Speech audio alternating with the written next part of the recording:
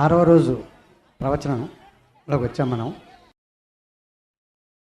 నారాయణం నమస్కృత్య నరం చైవ నరోత్తమం దేవీం సరస్వతీం వ్యాసం తతో జయముదీరయేత్. హరి ఓం. పరమేశ్వర స్వరూపమైన సభకి నమస్కారం.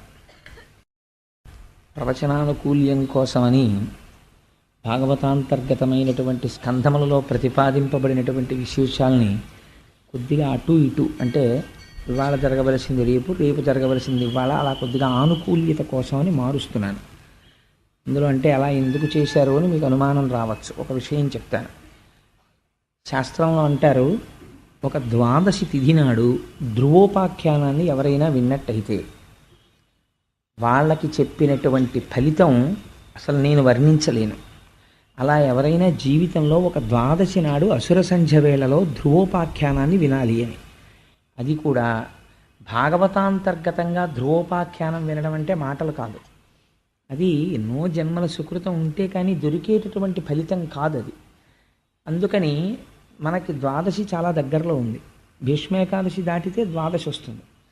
అందుకని ధ్రువోపాఖ్యానాన్ని ద్వాదశి నాటి కట్టి పెడుతున్నాను. అందుకని అయ్యో పాపం ఇంతమంది ఆతృతగా కూర్చుంటున్నారు కదా, ఆ చెప్పింది ఏదో ద్వాదశి నాడు చెప్తే ద్వాదశి అసుర సంధ్య వేళలో ధ్రువోపాఖ్యానాన్ని వింటే ఎంతటి ఫలితం చెప్పారంటే ఇంకంతా ఇంత ఫలితం కాదు. అందుకని ఆయా తిథులకి కొన్ని కొన్ని సరిపోయేటట్టుగా సమన్వయం చేస్తున్నాం. ఇంకా ఇవాల్టి ప్రవచనానికి సంబంధించినంత వరకు చతుర్ముఖ బ్రహ్మగారి యొక్క శరీరంలోంచి కొంత సృష్టి జరిగింది అని మీకు నేను చెప్పాను. సృష్టి 10 విధములుగా ఉంటుంది. అండ సృష్టి, ఈశ్వరుడి సంకల్ప సృష్టి, మైథున సృష్టి, జంతు సృష్టి, ఇలా రకరకాలుగా ఉంటుంది. అందులో ఈశ్వరుడి యొక్క దేహములోంచి వచ్చినటువంటి సృష్టి కొంత ఉన్నది. అందులో 10 మంది ప్రజాపతుల్ని ఆయన తన శరీరములోంచి సృష్టించాడు. అటువంటి వారిలో ఆయన బొటనవేలులోంచి జన్మించినటువంటి వాడు దక్ష ప్రజాపతి. నేత్రములలోంచి జన్మించిన వాడు అత్రి మహర్షి. ఆ అత్రి మహర్షి యొక్క సంతానమే ఆత్రేయ సగోత్రీకులు. అందుకని ఆ బొటనవేలులోంచి జన్మించినటువంటి మహాపురుషుడు దక్ష ప్రజాపతి. ఆయన్ని తక్కువగా అంచనా వేయడానికి వీల్లేదు. ఎందుచేత అంటే 10 మంది ప్రజాపతులకు కూడా ఆయనకి నాయకత్వం ఇచ్చారు. అంటే ఆయన ఎంతటి మహానుభావుడో మీరు ఆలోచించండి. అటువంటి దక్ష ప్రజాపతికి 16 మంది కుమార్తెలు కలిగారు. ఈ 16 మంది కుమార్తెల్ని కొంతమందికి ఇచ్చి ఆయన వివాహం చేశాడు. అందులోనే మూర్తి అనబడేటటువంటి ఆవిడ గర్భము నుంచి నరనారాయణులు ఉద్భవించారు. వాళ్ళే బదరీలో తపస్సు చేశారు. అందుకే బదరీకి అంత శక్తి ఎక్కడిది అంటే ఉద్ధవుడు ఉండడం, నరనారాయణావతారం అక్కడ తపస్సు చేయడం, ప్రహ్లాదుడు అక్కడికి వెళ్ళడం, ఇలాంటి వాటి చేత బదరీ క్షేత్రానికి అంత గొప్పతనం వచ్చింది. ఇంకా మాట్లాడితే బాదరాయణుడు అని రేగిపళ్ళు ఎక్కువగా ఉండేటటువంటి వనం ఎక్కడుంటుందో అక్కడ కూర్చుని వ్యాసుడు తపస్సు చేశాడు, భాగవతాన్ని రచన చేశాడు. అందుకని ఆయనకి బాదరాయణుడు అని పేరు. బదరికావనంలో తిరిగాడు కాబట్టి. సో ఆ బదరీ క్షేత్రానికి అంత గొప్పతనం. అందుకని అటువంటి బ్రహ్మము యొక్క బొటనవేలి నుంచి ఆవిర్భవించినటువంటి దక్ష ప్రజాపతికి కలిగినటువంటి 16 మంది ఆడపిల్లల్ని అనేక మందికి ఇచ్చి వివాహం చేశారు. అనేక మందిని అంటే 16 మందికి ఇచ్చి, 16 మంది కూడా కాదు, ఎందుకంటే కొంతమందిని ఎక్కువ మందిని ఇచ్చి వివాహం చేశాడు. అలా రుద్రుడికి, శంకరుడికి ఇచ్చి తన కుమార్తె అయినటువంటి సతీదేవినిచ్చి వివాహం చేశారు. 15 మందికి సంతానం కలిగారు. కానీ శంకరుడికి సతీదేవికి సంతానం కలగలేదు. అంటే మీరు ఈ విషయం చెప్పడంలో ఒక రహస్యం ఉంటుంది. మిగిలిన వారందరూ ప్రవృత్తి మార్గమునందు నడచినవారు, అంటే అందరిలాగే సంసారం చేసి కొంతమంది బిడ్డల్ని కన్నవారు. అంటే అది తక్కువ అని నేను ప్రతిపాదన చేయడం లేదు. ప్రవృత్తి మార్గంలో వెళ్ళిన గృహస్థాశ్రమంలో ఉన్నవాడు పితృ రుణాన్ని తీర్చుకోవడం కోసమని సంతానం కనడమునందు దోషం ఏం పట్టవలసిన అవసరం ఏం లేదు. అలా అయితే ఆ మూర్తి అనబడేటటువంటి ఆవిడ వలన నరనారాయణ అవతారము వచ్చేటటువంటి అవకాశమే లేదు కదా. అందుచేత కానీ శివుడికి సతీదేవికి కలిసి సంతానం కలగలేదు. కారణం ఏమిటంటే శంకరుడు సాక్షాత్తుగా బ్రహ్మము. అటువంటి బ్రహ్మమైనటువంటి వాడికి మళ్ళీ పిల్లలు హడావిడి ఎక్కడుంటుంది? అలా జన్మించవలసినటువంటి అవసరం ఉంటే 2 సందర్భాల్లో జన్మించారంతే. అందుకే అసలు శివ కుటుంబమే చాలా గమ్మత్తుగా ఉంటుంది. పార్వతీదేవి నలుగులోంచి వచ్చినటువంటి వాడు గణపతి. పరమశివుని యొక్క తేజస్సులోంచి ఉద్భవించిన వాడు కుమారస్వామి. వాళ్ళిద్దరి యొక్క లౌకికమైన మైథున సంబంధమునకు సంతానం ఉండదు. ఎందుచేత అంటే వాళ్ళు పరబ్రహ్మస్వరూపులు కనుక. అటువంటి తత్వము కలిగినటువంటి శంకరుడు, దక్ష ప్రజాపతి చాలా అనుకూలంగా చాలా సంతోషంగా ఉండేవారు. అలా ఉంటున్నటువంటి సందర్భంలో ఒకానొకప్పుడు ప్రజాపతులందరూ కలిసి సత్రయాగం చేశారు. అది చాలా గొప్ప దీర్ఘ సత్రయాగం. మీకు సత్రయాగం అంటే ఏమిటో మొట్టమొదటి రోజున చెప్పాను. ఎవరైతే ఋత్విక్కులుగా ఉంటారో వాళ్ళే యజమానులుగా కూడా ఉండేటటువంటి ఆ యాగమునకు సత్రయాగం అని పేరు. అటువంటి సత్రయాగం చేస్తున్నారు ప్రజాపతులు. చేస్తుంటే అక్కడికి చతుర్ముఖ బ్రహ్మగారు కూడా వెళ్ళారు. బ్రహ్మగారు కనపడితే అందరూ కూడా నమస్కారం చేస్తారు. ఎందుచేత అంటే ఆయన సృష్టికర్త, పెద్దవాడు ఇంటికి. ఇప్పుడు ఇంటికి పెద్ద ఆయన ఉన్నాడనుకోండి, ఒక శుభలేఖ ఆయన పేరు మీద వేస్తారు. అంటే నిజంగా ఆయన ఏం డబ్బంతా పెట్టేశాడనో, లేకపోతే ఆయన వెళ్ళిపోయి పిలుపులన్నీ పిలిచేశాడనో కాదు, అది మర్యాద. ఇంటి పెద్ద పేరు మీద శుభలేఖ వేస్తారు. అలా చతుర్ముఖ బ్రహ్మగారు సృష్టికర్త, అందుచేత ఆయన పేరు చెప్తే గౌరవిస్తారు, ఆయన కనపడితే గౌరవిస్తారు. తప్పించి బ్రహ్మగారు అవమానపడ్డం అన్నది ఉండదు. అసలు మనకి శాస్త్రంలో ఏదైనా ఆపద వస్తే అందరూ ముందు బ్రహ్మగారి దగ్గరికి ఎడుతుంటారు. అంటే ఇంటి పెద్దని ఎలా ఆదరించాలో, ఇంటి పెద్దని ఎలా గౌరవించాలో మన పురాణం చెప్తుంది. నువ్వు కూడా లౌకికంగా తెలుసుకోవలసింది ఏమిటి అంటే, అనుభవజ్ఞుడైనటువంటి నీ తండ్రిని లేదా నీ తాతని గౌరవించి వారి దగ్గర తెలుసుకోవాలి విషయాలు. అందుచేత చతుర్ముఖ బ్రహ్మగారు వెళ్ళి అక్కడ కూర్చుంటే అందరూ లేచి నిలబడ్డారు, చాలా సంతోషించారు, కూర్చున్నారు. ఆ సభలో పరమశివుడు కూడా ఉన్నాడు. పరమశివుడు కూడా ఉన్నటువంటి సందర్భంలో అది చాలా బ్రహ్మాండమైన సభ, సామాన్యమైన సభ కాదు. అందులో ప్రజాపతులున్నారు, ఋషులున్నారు, మహర్షులున్నారు, బ్రహ్మర్షులున్నారు, వీళ్ళందరూ కూర్చునున్నారు. ఆ సభ గురించి పోతన గారు ఒక అద్భుతమైనటువంటి పద్యం రాశారు. సరసిజ గర్భ యోగిజన సర్వ స్వపూర్వ మునీంద్ర హవ్యభు పరమ ప్రజాపతులందరూ భక్తిమయించనుదించియుండగా అత్తరణి సమాన తేజుడగు దక్షుడు వచ్చిన తత్సభాసదుల్ తరమిడి లేచిరప్పుడు పితామహ భర్గులు తప్ప అందరున్ అన్నారు. ఇందులో దక్షయజ్ఞ ధ్వంసం అనేటటువంటిది చాలా గమ్మత్తైనటువంటి ఆఖ్యానం. ఎందుకంటే మనకి ఘోరమైనటువంటి పాపాల జాబితాలో కొన్ని చెప్తారు. అందులో చాలా ఘోరాతి ఘోరమైనటువంటి పాపాలు శిశుహత్య, బ్రహ్మహత్య, భ్రూణహత్య, సురాపానం, ఆ తర్వాత గురుతల్పగతుడు కావడం. అంటే గురువుగారు పడుకునేటటువంటి మంచం మీద వారి భార్య గారు ఉండగా పడుకున్నాడు, నోట్లో ఉచ్చరించడానికి కూడా అసహ్యకరమైన విషయాలు. అలాంటివి ఒక బ్రహ్మ హేమహారీచ సురాపో గురుతల్పక అని దేవి భాగవతంలో వర్ణిస్తారు. పంచమహాపాతకాలంటే ఏమిటో.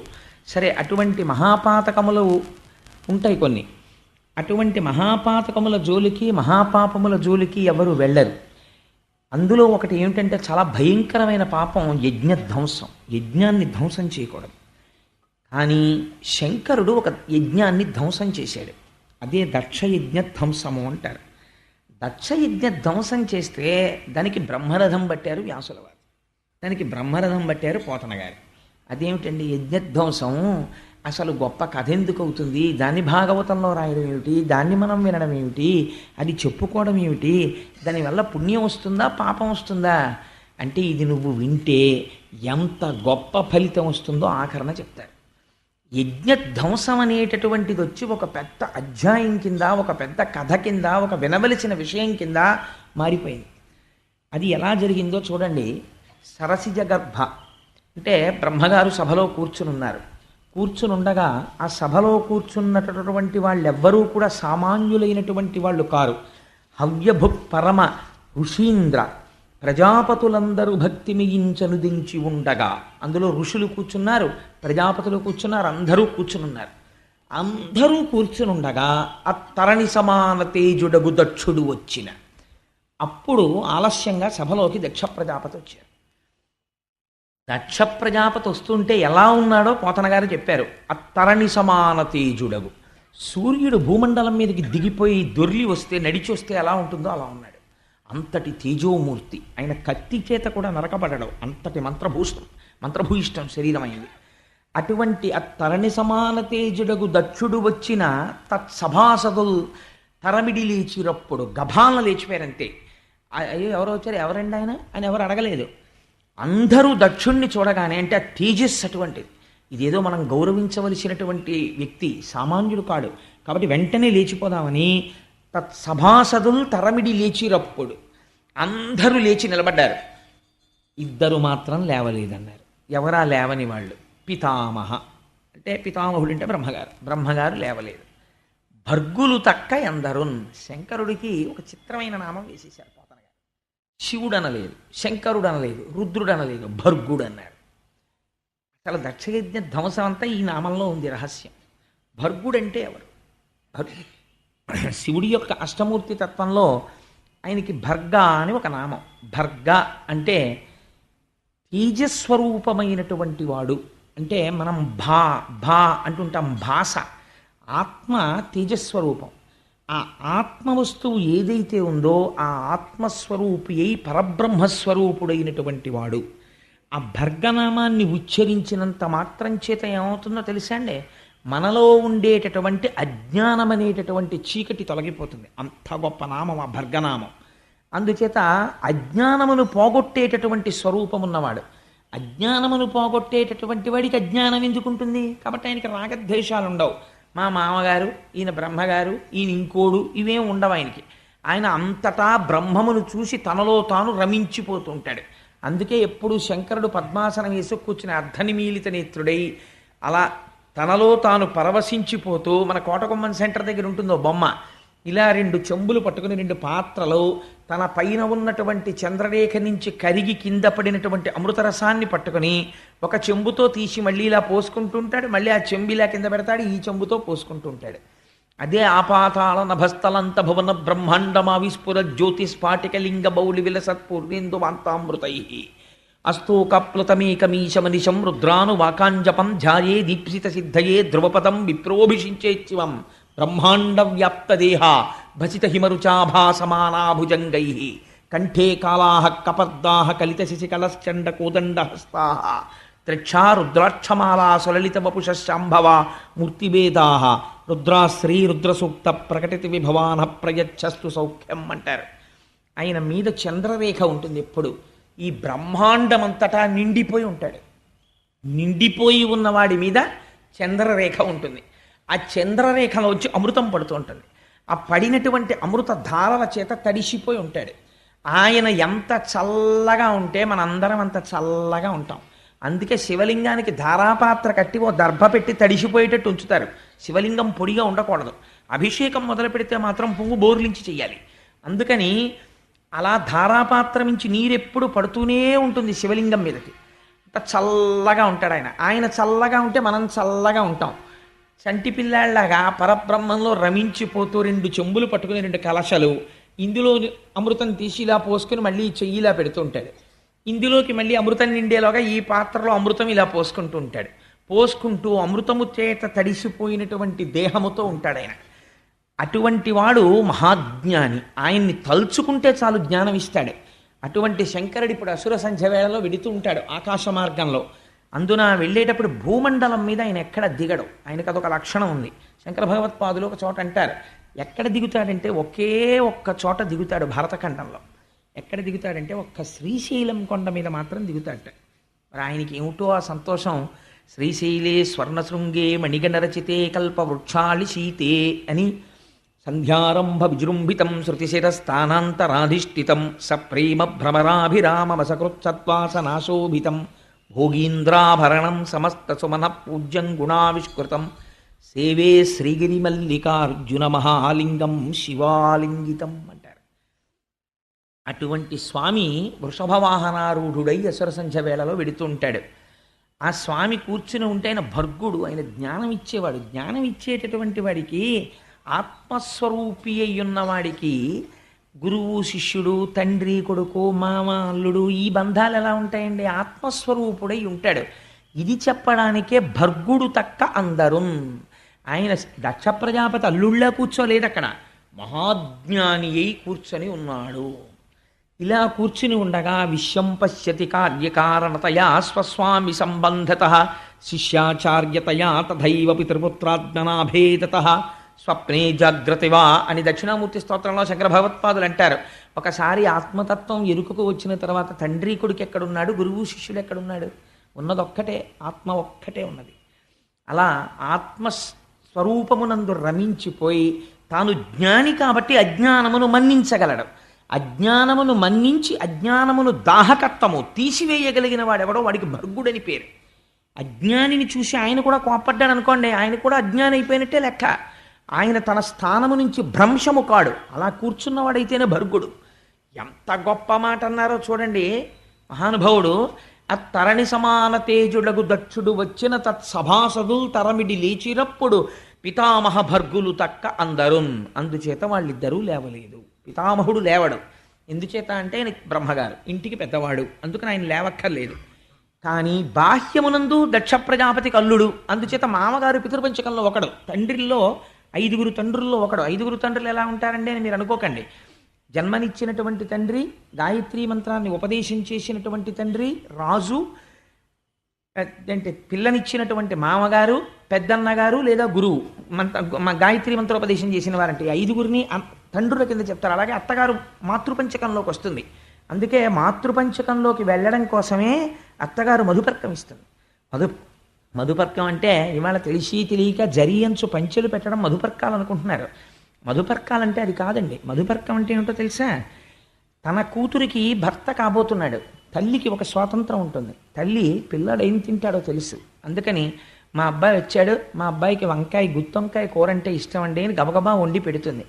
రేపు అల్లుడు కూడా అత్తవారింటికి వస్తూ ఉంటాడు. మామగారు ఏం చేస్తాడు? ఓ ఉపన్యాసం చెప్తాడు, కావాలంటే భాగవతంలో ఏముందో ఏ అధ్యాయంలో ఏముందో చెప్తాడు. అత్తగారు పెట్టాలి వండి అల్లుడికి కడుపు నిండా. అందుకని తన కొడుకుతో సమానం. అందుకని ఇప్పుడు అత్తగారు తల్లి స్థానాన్ని పొందాలి. ప్రేమ చేత అల్లుడికి అన్నం పెట్టడంలో కోప్పడకుండా కూడా ముందు కడుపు నిండాక ఎలా కోప్పడుతుందో అలా అత్తగారు కూడా అల్లుడిని అంత మర్యాదగా కొడుకులా అన్నం పెట్టాలి. ఈ ప్రేమ నేను నీ యందు ప్రకటిస్తున్నానయ్యా, ఇంకా నువ్వు నాకు కొడుకుతో సమానం, నేను నీకు అమ్మతో సమానం. నువ్వు నన్ను స్వేచ్ఛగా, అత్తగారు నాకు మడత కాజా చేసి పెడుతురు, మీ కాజాలు బాగుంటాయని అడగచ్చు, నేను నీకు చేసి పెడతాను ప్రేమగా.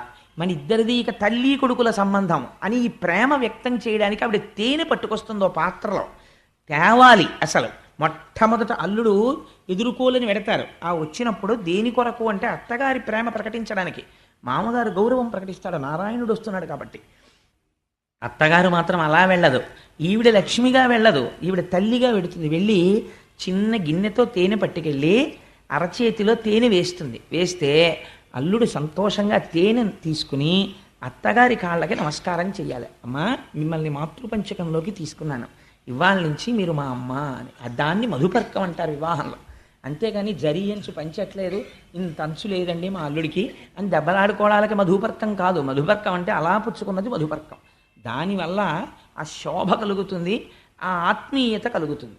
అందుకని ఇక్కడ ఈ అల్లుడు మామ సంబంధం విషయంలో దక్షుడికుందేమో మనసులో, శివుడికి లేదు. ఎందుచేత ఆత్మస్వరూపి అయి ఉన్నాడు.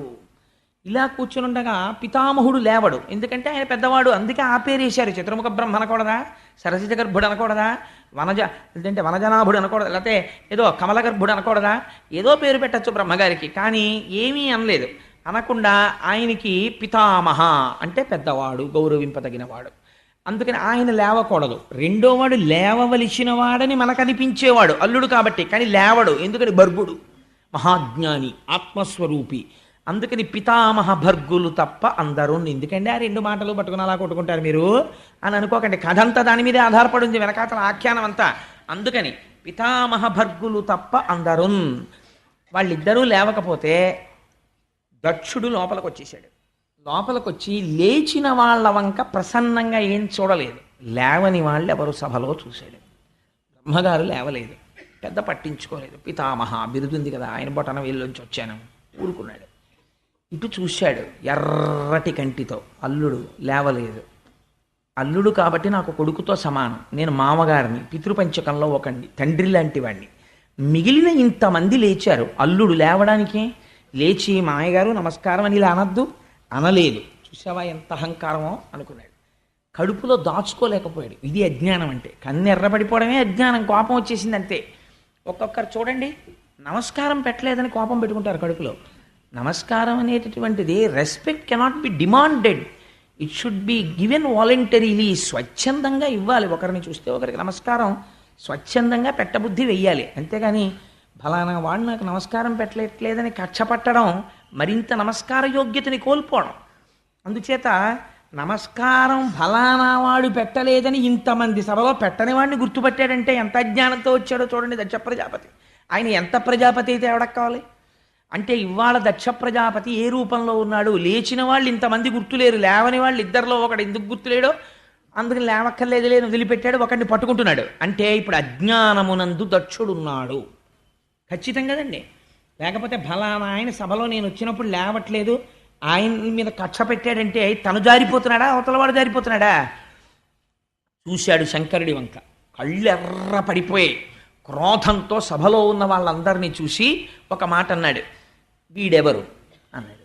అంటే వాళ్ళు ఆశ్చర్యపోయారు, ఇదేమిటి అల్లుడు కదా ఎవరంటాడేమిటి, కాళ్ళు కడిగి కన్యాదానం చేశాడు, వీడెవరు అని అడుగుతాడేమిటి అని. శివుడు నవ్వుతూ కూర్చున్నాడు. అర్థమైంది, ఓహో నమస్కారం పెట్టలేదు కదా, కోపం వచ్చింది. అంటే పాపం వాళ్ళు లేచి అన్నారు శివుడండి అన్నారు. మరి అడిగిన వాడిని చెప్పకపోతే వాడి మళ్ళీ ఆయన మీద ఏం కోపం వస్తుందో, అందుకని వీడెవరు అన్నాడు. అంటే చెప్పాలి కదా, అదేమిటంటే మనసులో అనుకున్న శివుడండి అన్నారు. ఆ మాట అనేటప్పటికి ఇంకా సర్రం అన్నాడు, శివుడా అన్నాడు. శివుడు అంటే మంగళములను ఇచ్చువాడు అని అర్థం. ఆయన ఎప్పుడు మంగళములని చేస్తాడు, అమంగళం చెయ్యడం ఆయనకి చేత కాదు, అసలు ఆయన చెయ్యడు. అందుకని ఆయనకి శివుడని పేరు. ఆ పేరు చెప్పేటప్పటికి కోపం వచ్చిందంతే. ఆయన అన్నాడు, అనయములుప్త క్రియాకలాపుండు, మానహీనుండు, మర్యాద లేనివాడు, మత్త ప్రచారుండు, దిగంబరుండు, భూత ప్రేత పరివృతుండు, ఉన్మత్తనాథుండు, భూతిలిప్తుండు, అస్థిభూషణుండు. ఎంత దారుణమైన మాటలు వాడాడో చూడండి. ప్రమథ భూతనాథుండు, భూతిలిప్తుండు, అస్థిభూషణుండు, దుష్ట హృదయుండు, నష్ట హృదయుండు, నష్ట శౌచుండు, దుష్ట హృదయుండు, ఉగ్ర పరేత భూ నికేతనుండు, వితత స్రస్త కేశుండు. అశుచి అయిన ఇతనికి శివుడను ప్రమాదమిట్లు కలిగే, అశివుడైన ఇతనిని శివుడని పిలిచి వేదంబు శూద్రునికిచ్చినట్లు అన్నాడు. ఎవడు రావిని శివుడని పిలిచినవాడు? అనయము లుప్త క్రియాకలాపుండు, మానహీనుండు, మర్యాద లేనివాడు. వీడు శివుడా? అనయము లుప్త క్రియాకలాపుండు. లుప్త క్రియాకలాపుండు అంటే అసలు ఏ పని చేయనివాడు. ఏమిటి కోపం, లేచి నమస్కారం పెట్టలేదు. వీడికి పని ఉండదు పాడుండదు, అలా కూర్చుంటాడు. వీడు ఏ పని చేయడు.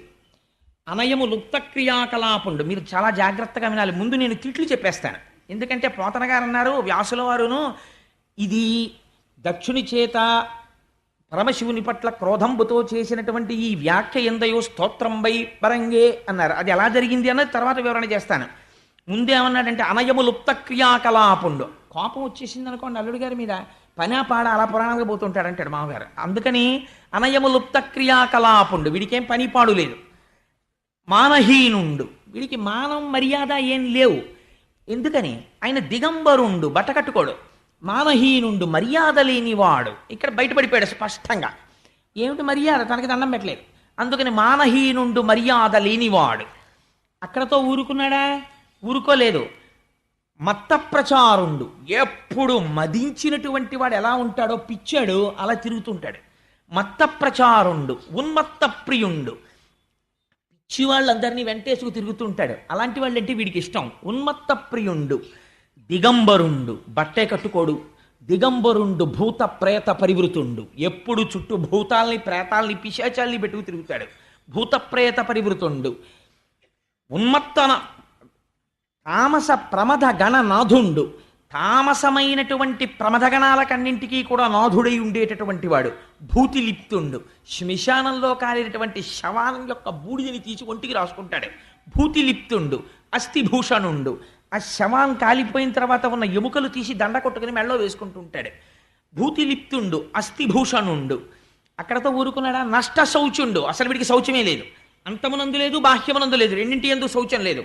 నష్ట శౌచుండు, దుష్ట హృదయుండు, మంచి హృదయం కాదు, చాలా దుష్టమైనటువంటి హృదయం ఉన్నవాడు. నష్ట శౌచుండు, దుష్ట హృదయుండు, ఉన్మత్తనాథుండు, పిచ్చాళ్ళందరికీ వీడి నాయకుడు. ఉన్మత్తనాథుండు, ఉగ్ర పరేత భూ నికేతనుండు, శవాలన్నిటినీ ఎక్కడ కాలుస్తారో అందరూ ఎక్కడికి వెళ్ళడానికి భయపడతారో అటువంటి శ్మశానంలో తిరిగేవాడు. ఉగ్ర పరేత భూ నికేతనుండు, వితత స్రస్త కేశుండు, జుట్టు దువ్వుకోవడమే చేత కాదు, ఎప్పుడు జడలు కట్టేసి పెద్ద జటాజూటం ఒకటి కట్టుకు తిరుగుతుంటాడు. వితత స్రస్త కేశుండు, లేదా ఇలా చిమ్ముకుని విరజిమ్ముకుని తిరుగుతుంటాడు. అందుకని వితతస్రస్త కేశుండు, అశుచి, అసలు చూస్తేనే భయం వేస్తుంది, ముట్టుకోబుద్ధేదు, అమంగళకరుడు. అశుచి అయిన ఇతనికి శివుడను ప్రమాదమెట్లు కలిగే. ఇతనికి శివుడని పేరు ఎవరు పెట్టారు? ఎలా మంగళకరుడు. వీణ్ణి పట్టుకుని శివుడని పిలిస్తే నాకేమని పిలుస్తోందో తెలుసా? అశివుడైన ఇతనిని శివుడని పిలుచుట వేదంబు శూద్రునికిచ్చినట్లు. యజ్ఞోపవీతం లేనివాడికి, ఉపనయన సంస్కారం జరగని వాడికి, స్వరం తెలియని వాడికి వేదం పట్టుకెళ్ళి ఇచ్చినట్టుంది వీడిని శివుడని పిలవడం. ఎవడు పిలిచాడు వీడిని శివుడని అన్నాడు? ఎంత దారుణంగా మాట్లాడాడో చూడండి. అంత భయంకరమైన శివనింద చేశాడు. ఇదంతా చేస్తున్నప్పుడు శంకరుడు ఏం చేస్తున్నాడు అంటే చాలా సంతోషంగా నవ్వుతూ కూర్చున్నట్టే కుర్చీలో. ఈయన మాత్రం చాలా తిట్టేశాడు. తిట్టేసిన తర్వాత కోపం ఆగుతుందండి. అయితే నేను ఇక్కడ ఒక్క మాట చెప్పాలి. సాధారణంగా ఏమిటంటే కోపంలో ఉండేటటువంటి లక్షణం ఒకలా ఉంటుంది. మనం ఎవరి మీదన్నా చాలా కోపంతో ఉన్నాం అనుకోండి, ఆ ఎదురుగుండా కూర్చున్నాడు అనుకోండి, పిల్లాడి మీదే కోపంగా ఉంది, పిల్లాడిని వీడు స్కూల్కి వెళ్ళాడు, చదవాడు, హోంవర్కులు చేయట్లేదు అని తండ్రి తిట్టేస్తుంటే వాడు తలంచుకుని ఇలా రాస్తున్నాడు అనుకోండి, మంట వచ్చేస్తుంది తండ్రికి. చూడు ఎన్నన్నా మాట్లాడు, ఒక్క తలుగు అంటాడు కోపం వచ్చేసి. అదే తిరిగి ఏదో మాట్లాడాడు అనుకోండి, ఆ కోపం కొంత డిఫ్యూజ్ అవుతుంది. అయ్యో తప్పు అయిపోయిందండి నాన్నగారండి, ఇంక నుంచి చదువుకుంటానండి ఏదో అంటే వెంటనే కొంచెం తగ్గుతాడు. అలా మాట్లాడకపోతే అది ఉధృతం అయిపోతుంది ఆ కోపం. చూడు ముచ్చులో ఎలా కూర్చున్నాడో అంటారు. ఆయన పాపం నవ్వుతూ కూర్చున్నాడు, భర్గుడు కాబట్టి ఈయనకి ముచ్చులో కనపడుతున్నాడు ఆయన మాట్లాడని. ఈయన చేసినటువంటి స్తోత్రం ఎలా అయింది? ఇదొక విచిత్రమైన విషయం. అనయము లుప్త క్రియాకలాపుండు. దీన్నే పార్వతీదేవితో తర్వాత చెప్తాడు శంకరుడు. లుప్త క్రియాకలాపుండు అంటే మనకి రెండు మార్గములు ఉంటాయి. ఒకదాన్ని ప్రవృత్తి మార్గం అంటారు, ఒకదాన్ని నివృత్తి మార్గం అంటారు. ప్రవృత్తి మార్గం అంటే ఏదో ధన సంపాదన చేసుకోవడం, సంసారాన్ని పోషించుకోవడం, కుటుంబంతో ఉండడం, కర్మకాండ చేస్తూ ఉండడం, ఈ పూజ చేస్తూ ఉండడం, ఆ పూజ చేస్తూ ఉండడం, ఇలాంటి వాటన్నింటినీ కలిపి ప్రవృత్తి మార్గం అంటారు. అది కూడా కామ్యకర్మ, నాకేదో శుభం జరగాలని చేస్తూ ఉంటాడు. నివృత్తి మార్గం అని ఉంటుంది. నివృత్తి మార్గంలో తాను ఏమీ చేయడు. బ్రహ్మమును తెలుసుకొని జ్ఞాన మార్గంలో తాను బ్రహ్మమును తెలుసుకొని బ్రహ్మయై బ్రహ్మవిత్ బ్రహ్మైవ భవతి. బ్రహ్మమును తెలుసుకున్నవాడు బ్రహ్మమే అవుతాడు. రేపు వస్తారు కదా తత్వవిధానంద సరస్వతి, ఎటువంటి మహానుభావులు ఈశ్వరుణ్ణి సర్వకాలముల యందు ఇక్కడ లోకమంతటా దర్శనం చేస్తూ ఉంటారు. అలా ఉండగలిగినటువంటి మహాపురుషులు ఎవరుంటారో వారిని నివృత్తి మార్గమునందున్నవారు అంటారు. వారు శరీరంతో ఉన్నన్నాళ్ళు నివృత్తి మార్గంలో ఉంటారు తప్ప ప్రవృత్తి మార్గంలోకి వాళ్ళు వెళ్ళరు. వాళ్ళ జీవితం చాలా గమ్మత్తుగా ఉంటుంది. అది సామాన్యుడికి అందదు. అందుకే ఎప్పుడు నివృత్తి మార్గమునందు పతాక స్థాయికి వెళ్ళిపోయినటువంటి ఒక మహాజ్ఞానితో మీ జీవితాన్ని మీరు పోల్చి చూసుకొని వారితో నడుబడి అలా నడుద్దామని మీరు ప్రయత్నము చేయకూడదు. మీకు ఒక ఉదాహరణ చెప్తాను. నివృత్తి మార్గం అంటే ఎంత భయంకరంగా ఉంటుందో. ఆ స్థాయికి వెళ్ళిన వాడికి అది చాలా హాయిగా ఉంటుంది. అలా వెళ్ళని వాడికి దాన్ని అనుకరించలేడు. నివృత్తి మార్గంలో వెళ్ళిపోయినటువంటి మహాపురుషుణ్ణి చూసి నేను ఆయనలా ఉన్నాను అనుకుంటే అదొక భ్రమ అయిపోతుంది. అలా ఉండకూడదు. భక్తితో అనుసరించాలి. అనుసరిస్తే ఒకనాడ జ్ఞానం వస్తే నువ్వు ఆ స్థితికి వెడతావు. రమణ మహర్షి అరుణాచలం కొండ మీద ఉన్నారు. ఏదో ఓ పెద్ద మర్రి కోటి కింద పడింది. దక్షిణామూర్తి కూర్చునే మర్రి చెట్టు ఆకే ఇది అని ఆ ఆకు ఎటువైపు నుంచి పడిందో అటువైపుగా నడిచి వెళ్ళారు. పెడితే ఆ మర్రి చెట్టు కనపడింది. ఇక్కడే దక్షిణామూర్తి ఉంటారు, చూద్దాం అనుకున్నారు. ఇంతలో ఆయన కాలు అనుకోకుండా ఒక తేనె పట్టుకి తగిలింది. తగిలితే ఆ తేనెటీగలు వచ్చి ఆయన కాలు కుడుతున్నాయి. ఆయన ఏం చేశారంటే ఈ కాలు నిష్కారణముగా ఒక తేనె పట్టు, అంటే అది ఎక్కడో పువ్వుల్లో తిరిగి తేనె తెచ్చి గూట్లో పెట్టుకుని తయారు చేసుకున్నటువంటి దాని గూటిని ఈ కాలు వెళ్ళి భ్రంశము చేసినది. కాబట్టి ఈ కాలు శిక్షార్హురాలు. మనమేమంటాం? నేనంటాం. ఆయనకి నేను ఆత్మ. ఇదేమిటి? ఈ ఆత్మ చేత ధరింపబడిన వస్తువు. ఇది వేరు, ఆయన వేరు. ఇది నివృత్తి మార్గం అంటే. కాబట్టి ఇది శిక్షార్హురాలు, కాబట్టి ఇది శిక్ష అనుభవించాలి అని ఆ కాలెత్తి ఒక రాతి మీద పెట్టారు. అసలు ఒక తేనెటీ కుడితే పరిగెడతామండి. తేనెటీగలన్నీ వచ్చి కాలు కుట్టేసాయి. కుట్టేస్తే ఆ ముళ్ళన్నీ విరిగిపోయాయి. చూస్తుండగా కాలు ఇంతలావున వాచిపోయింది.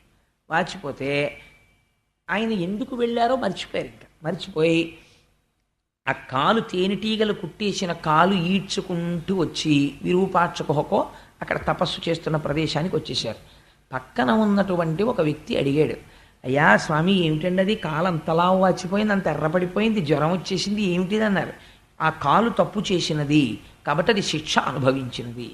మీరు ఆ రమణ మహర్షికి సంబంధించిన క్యాసెట్ ఒకటి ఉంది. అందులో చూస్తే పాపం వారు పెద్దవారు అయిపోయిన తర్వాత కూడా ఒక కాలు లావుగా ఉండి కొద్దిగా ఈడుస్తూ నడుస్తూ ఉండేవారు. కొద్దిగా ఈడ్చినట్లుగా అనిపిస్తుంది. కారణం ఆ కాలుని తేనెటీగలు కుట్టినప్పుడు ఇంత లావున వాచిపోయింది. అతను తీశాడు ఆ ముళ్ళన్నీ తప్ప ఆయనకేం దాని గురించి భ్రాంతి లేదు. ఇది నివృత్తి మార్గంలో ఉండేటటువంటి మహాజ్ఞాని అలా ఉంటాడు.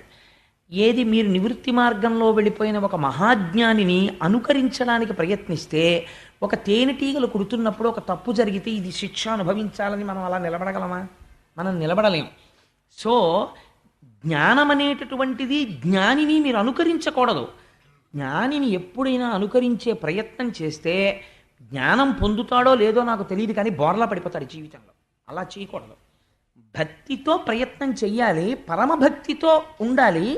ఉండగా ఉండగా భక్తి పండితే ఒకనాడు జ్ఞానం వస్తుంది. ఆ జ్ఞానం వచ్చేసిన తర్వాత ఇంకా బోర్డే ఉండదు జ్ఞానిని. మీరు కూడా రమణులు ఎలా ఉన్నారో అలా మీరు ఉండగలరు, కానీ అది వచ్చేంత వరకు మీరు రమణుల్ని ఇమిటేట్ చేయడానికి ప్రయత్నం చేయకూడదు. అది పొరపాటు. భక్తి మార్గంలో మాత్రమే ప్రయాణం చేయాలి. ఆ భక్తి మార్గంలో వెళ్ళడం శ్రేయస్కరం. అది చాలా మంచిది. ఎక్కడున్నా భక్తి మార్గంలో ఉండాలి. నాకు ఒక తల్లి ఉన్నారు, ఇవాళ సభలో ఉన్నారో లేదో నాకు తెలియదు, కానీ మాధవి గారిని అరుణాచలానికి చాలా భక్తురాలు. వారు నాకు ఒక 2 రోజుల క్రితం, నిన్ననో ఎప్పుడో అనుకుంటాను, ఫోన్ చేశారు పొద్దున్న. ఆ తల్లి అన్నారు నాతోటి, కోటేశ్వరరావు గారు, మేము 15 మంది ఉపన్యాసానికి వస్తున్నాం. వచ్చేటప్పుడు మేము ఏం చేస్తున్నామంటే ఇంటి దగ్గర బయలుదేరుతూ రమణాశ్రమం దగ్గర మేము గిరి ప్రదక్షిణానికి బయలుదేరుతున్నాం అని నమస్కారం చేసుకుని గబగబ గబగబ నడుచుకుంటూ ఇక్కడికి వచ్చేస్తున్నాం. ఇది ఆది అన్నామలై దేవాలయం అనుకుని ఇక్కడ కూర్చుని ప్రసంగం వినేసి మళ్ళీ మేము ఆది అన్నామలై నుంచి తిరిగి ఉత్తరార్ధ భాగం పూర్తి చేసుకుని అరుణాచలం కొండ గిరి ప్రదక్షిణం పూర్తి చేసుకుంటున్నాం అనుకుని మళ్ళీ లేచి నడుచుకుంటూ ఇంటికి వెళ్ళిపోతున్నాం. ఇంటికి వెళ్ళిపోయి అమ్మయ్య గిరి ప్రదక్షిణం అయిపోయిందని ఒక్కసారి అరుణాచలం కొండ తలుచుకొని నమస్కారం చేసుకుని కాటేజ్లోకి వెళ్ళిపోతున్నాం, రమణాశ్రమంలోకి వెళ్ళిపోతున్నాం, ఇంట్లోకి వెళ్ళిపోతున్నాం. భావన మాత్రం చేత ఏమైంది? మీరు గిరి ప్రదక్షిణం చేస్తున్నారు. ఇప్పుడు ఈ భక్తి ఒకనాడు మీకు అనుగ్రహాన్ని కల్పిస్తుంది. ఈ భక్తి మిమ్మల్ని ఒక స్థితికి తీసుకెళ్తుంది. అంతేగాని రమణుల్ని ఇమిటేట్ చేయకూడదు. ఆవిడ ఎంచుకున్న మార్గం గొప్పది. నేను వెంటనే ఫోన్ పెట్టేసి నా భార్యతో చెప్తే చాలా సంతోషపడింది. నిజంగా చాలా గొప్ప విషయం కదండి. చాలా మంచి ఆలోచన వచ్చింది ఆవిడకి. చాలా అంత మంచి ఆలోచన ఎలా వచ్చిందండి? నిజమే, అలా అనుకున్నటువంటి భావనతో వెళ్ళడం. ఆవిడ ప్రతిరోజు గిరి ప్రదక్షిణం చేసేస్తున్నారు, భాగవతం వినేస్తున్నారు. ఎంత పుణ్యం మూట కట్టేస్తున్నారు. చాలా గొప్ప విషయం ఇది. మనస్సు చేత ఎదగడం అంటే అది. సో నేను ఏదో ఒక వ్యక్తిని పొగడాలని కాదు, అసలు ఆవిడ ఈ సభలో ఉన్నారో లేరో కూడా నాకు తెలియదు. నేను ఒక మంచి విషయాన్ని ప్రతిపాదన చెయ్యాలి కాబట్టి చేశానంతే.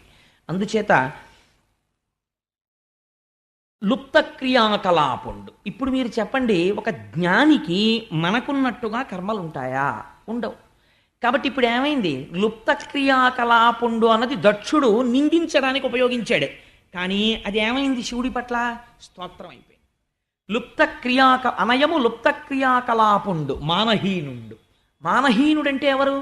శరీరము మీద భ్రాంతి ఉందనుకోండి, ఇది నా శరీరం అనిపిస్తే దీనికి మంచి ప్యాంట్ వేద్దాం, దీనికి మంచి చొక్కా తొడుగుదాం, మంచి పౌడర్ రాసుకుందాం, అలా ఉందాం, ఇలా టై కట్టుకుందాం, ఇలా కోట్ వేసుకుందాం, అన్ని కోరికలు వస్తాయి.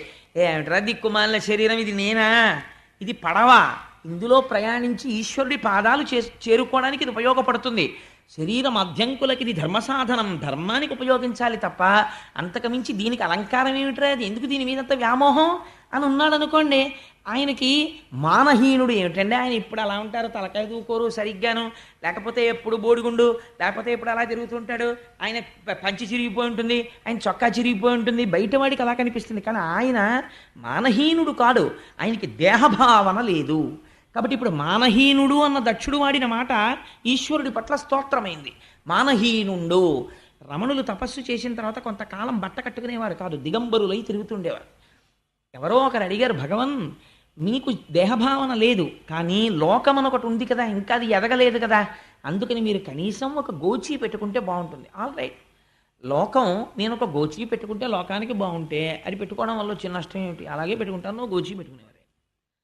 మానహీనుండు. ఒక జ్ఞాని స్థితి ఎలా ఉంటుందో చూడండి. వాళ్ళకి దాని మీద కూడా మమకారం ఉండదండి. ఆ గోచీ నిండా కన్నాలు ఉండేవి. ఉంటే కోటీశ్వరులు, హైకోర్టు జడ్జీలు ఆయన ఆశ్రమం చుట్టూ తిరిగేవారు. కోరుకుంటే ఇంత గోచి ఇచ్చేవాళ్ళు ఉంటారండి. ఆయన గిరి ప్రదక్షిణం చేస్తూ రక్కసిముళ్ళ పొదల్లోకి వెళ్ళి 2 ముళ్ళు విరిచి, ఒక ముళ్ళుకి ఒక ముళ్ళుతో కన్నం పెట్టి ఉన్న గోచి తీసేసి అందులోంచో దారం లాగి ఈ ముళ్ళుకి ఎక్కించుకొని ఆ గోచీకున్న కన్నం కుట్టేసుకొని మళ్ళీ గోచి పెట్టుకుని వచ్చేసేవారు. కన్నాల గోచి అని 10 మంది బాధపడకుండా, అయితే ఆయనకు అది అక్కర్లేదు. ఇప్పుడు ఆయన్ని మానహీనుడు అంటారా, ఆత్మస్థితిగతుడు అంటారా? అంతే వాళ్ళ స్థితి. మహానుభావులు ఆత్మస్థితిగతులైనటువంటి వారు అలా ఉంటారు. మానహీనుండు అంటున్నాడు. ఇప్పుడు అది నిందయిందా స్తోత్రమైందా? శంకరుడికి స్తోత్రమైంది. మర్యాద లేనివాడు. మర్యాద అన్నది ఎప్పుడు ఇస్తారు? నిన్నటి రోజున మీరు విన్నారు, పరీక్షిత్ వచ్చాడు, మహానుభావుడైన తపస్సు చేసుకుంటున్నాడు శమీక మహర్షి. ఎప్పుడు మర్యాద ఇస్తారు? ఎవరో వచ్చారు, తలుపు కొట్టారు, లోపలికి వచ్చారు, ఇది పైకి భావన ఉంటే మీరు అవతల వారికి మర్యాద ఇస్తారు. అసలు ఇంద్రియములేవీ పని చేయకుండా అంతటా ఒక్క బ్రహ్మమే కనపడుతున్న వాడికి రెండో వస్తువు ఎక్కడి నుంచి కనపడుతుంది? ఇంకోళ్ళు వచ్చారని చెప్పడానికి. ఉన్నదొక్క బ్రహ్మం, ఆ బ్రహ్మమునందు రమించిపోతున్నాడు ఆయన. ఇప్పుడు ఆయనకి మర్యాద లేనివాడు అని మీరు ఎలా అంటారంటే బ్రహ్మమునందు రమిస్తున్నవాడు. కాబట్టి ఇప్పుడు ఆయనకి మర్యాద అన్నమాట వర్తించదు. కాబట్టి స్తోత్రం అయింది. కాబట్టి అనయము లుప్త క్రియాకలాపుండు మానహీనుండు మర్యాద లేనివాడు మత్త ప్రచారుండు. ఎప్పుడు ఉగ్రంగా తిరుగుతుంటాడు. ఇది ఒక విచిత్రమైన విషయం అండి. చాలా ఆశ్చర్యంగా ఉంటుంది బ్రహ్మజ్ఞానుల యొక్క స్థితి. కావ్యకంఠ గణపతి మునిని అరుణాచలంలో తిరుగుతుండేవారు. పరమశివుడికి గురించి చెప్పేటప్పుడు అరుణాచలాన్ని అనుసంధానం చేస్తే ఆ నామము విన్నంత మాత్రము చేత పాపములు పటాపంచలవుతాయి. అందుకని అరుణాచలాన్ని ఎక్కువ కలుపుతున్నాను ఇవాళ. కావ్యకంఠ గణపతి ముని కంచిలో ఉండేవారు. అమ్మవారి దర్శనం అయింది ఆయనకి. కంచి కామాక్షీదేవి ప్రత్యక్షమై నువ్వు నా దర్శనము నీవు పొందడం వల్ల నువ్వు సమస్త శక్తులు నీ స్వాధీనమయ్యాయి. కానీ నువ్వు ఇక్కడ ఉండకు, అరుణాచలం వెళ్ళిపో, పిచ్చివాడు తిరిగినట్టు తిరుగుతూ ఉండు అంది. అంటే ఆయన నడుస్తుంటే, ఆయన చూస్తుంటే ఎలా ఉండేదంటే, కావ్యకంఠ గణపతి మీద కాదు, శేషాద్రి స్వామి వారు తిరుగుతుంటే అందరు అనుకునేవారు, ఏమిటో బాబా అంత ఉగ్రంగా ఉంటాడు, అలా తిరుగుతుంటాడు అనుకునేవారు. ఆయన తనకున్న శక్తులు బయటపడకుండా ఇలా కూర్చుని ఉండేవారు ఎప్పుడు. ఇప్పటికీ మీకు అరుణాచలంలో కొన్ని క్యాంటీన్స్లో కనపడతాయి. వారి పేరు మీద ఆశ్రమం ఉంది. ఇప్పటికీ రాత్రింబవళ్ళు ఆ సమాధిలోంచి శక్తి తరంగాలు బయటికి ప్రసారం అవుతూ ఉంటాయంటారు. ఈసారి నాతో వచ్చిన వాళ్ళు 100 మంది అరుణాచలంలో శేషాద్రి స్వామి కాటేజెస్లోనే ఉన్నారు. అందుచేత ఉన్మత్త ప్రియుండు. ఇప్పుడు చెప్పండి, మత్త ప్రచారుండు. ఆయన ఎలా ఉంటాడు చూడ్డానికి? ఉగ్రంగా తిరుగుతున్నట్టు ఉంటాడు. కారణం ఏమిటి? అసలు బాహ్య సంబంధం ఏమీ లేదు. ఎప్పుడు బ్రహ్మమునందు రమించిపోతూ ఆనందంతో తిరిగేస్తుంటాడు. వెర్రి ఆనందంలో ఉన్నాడు అనుకోండి, వాడు పిచ్చాళ్ళే ఉంటాడు. మీరు ఎప్పుడైనా చూడండి, ఓ పిల్లాడు ఎక్స్పెక్ట్ చేయలేదు, వాడు అసలు ఎప్పుడు నోరు విప్పి మాట్లాడ్డు. ఎప్పుడు చూసినా ఇలా రైటింగ్ ప్యాడ్ ఎట్టుకుని ఇలా ఓ లెక్కలు చేసేస్తుంటాడు. ఆ పిల్లాడికి తండ్రి ఫోన్ చేశాడు, ఒరే హైదరాబాద్ నుంచి ఇప్పుడే తెలిసింది న్యూస్, ఎంసెట్లో నీకు స్టేట్ ఫస్ట్ వచ్చింది అని. ఎప్పుడు నోరెత్తిని మాట్లాడే పిల్లాడి అపార్ట్మెంట్లో ఒక్కసారి ఆహూ ఆహా అని అరిచాడు. బయటికి వచ్చిన నిక్కరేసుకుని పరిగెత్తుకుంటూ వచ్చేసాడు. వాళ్ళ తలుపులు కొట్టేశాడు, వీళ్ళ తలుపులు కొట్టేశాడు, వాచ్మెన్ని కౌగిలించేసుకున్నాడు, ఎదురింటి వాళ్ళ కుక్కని ముద్దెట్టేసుకున్నాడు, అక్కడెక్కడో వెళ్ళిపోతున్న పిల్లని ఎత్తేసుకున్నాడు. ఇటు వీడికి ఏం వెర్రి పెట్టిందా ఏడు బాబు, చదివి పిచ్చి వచ్చేసిందా అనుకుంటారు. ఎందుకు అలా ఉన్నాడు వాడు? ఇవాళ గొప్ప ఆనందాన్ని పొందేశాడు వాడు. యోగరతో వా భోగరతో వా సంగరతో వా సంగవిహీన యస్య బ్రహ్మణి నమతే చిత్తం నందతి నందతి నందచ్చేవ. ఆ బ్రహ్మానందమును పొందినటువంటి వాడు అలా తిరుగుతుంటాడు. అందుచేత శంకరుడు బ్రహ్మానందమును పొందుతున్నవాడు, ఆత్మయందు స్థితిగతుడు, ఆత్మస్వరూపి. ఇంత పిసరు కల్తీ అందులో ఉండదు. కాబట్టి ఇప్పుడు ఆయన నిర్గుణ చైతన్యమై ఉన్నాడు, లింగస్వరూపి అయి ఉంటాడు. అందుకని ఆయన ఎలా ఉంటాడు? మత్త ప్రచారుండు, ఉన్మత్త ప్రియుండు. ఇదో విశేషణం వేసి పారేశాడు. పెచ్చాళ్ళకి ఇష్టం రా నువ్వంటే, మామూలు వాళ్ళు ఎవరు నేను ఇష్టపడరా అన్నాడు. ఉన్మత్త ప్రియుండు. ఉన్మత్తుడు అంటే ఎవరో తెలుసా అండి? ఆయనకి శివాష్టోత్తర శతనామ స్తోత్రంలో ఆయనకు అదో పేరు, ఉన్మత్త ప్రియాయ నమః అని. అందుకే ఉమ్మెత్త పూలతో పూజ ఇంకెవరికీ లేదు, శివుడి కోడికే. పిచ్చివాణ్ణి మీరు ఎప్పటికీ అర్థం చేసుకోలేరు. ఎందుకని అంటే వాడికి ఏదో భావన ఉంటుంది, కానీ వాడు చేస్తున్న పని మీకు అర్థం కాదు. అలాగే బ్రహ్మజ్ఞాని చేసేటటువంటి పని మీకు అర్థం కాదు. రామకృష్ణ పరమహంస చీకటి పడిన తర్వాత బాగా చీకటిగా మారేడు దళాల చెట్లుండి ఇంతంత ముళ్ళు ఇలా కిందకున్న చోటికి ఆ గుబుర్లలోకి వెడుతుండేవారు. ఒకసారి వాళ్ళ మేనల్లుడికి అనుమానం వచ్చింది, ఎక్కడికి వెడుతుంటాడో చూద్దాం అసలని చీకట్లో రామకృష్ణ పరమహంస వెంట వెడుతుంటే రామకృష్ణ పరమహంస జంజం తీసేసి ఓ ముళ్ళుకి పెట్టేసి ఉన్న గోచి విప్పేసి అవతల పారేసి ఆ ముళ్ళల్లోకి వెళ్ళిపోతుంటే ఇంతంత మారేడు దళాల చెట్ల ముళ్ళు వీపు గీరేస్తున్నాయి. రక్తం ఓడిపోతూ వెళ్ళిపోయి చెట్టు కింద కూర్చుని తపస్సు చేసుకుంటున్నారు.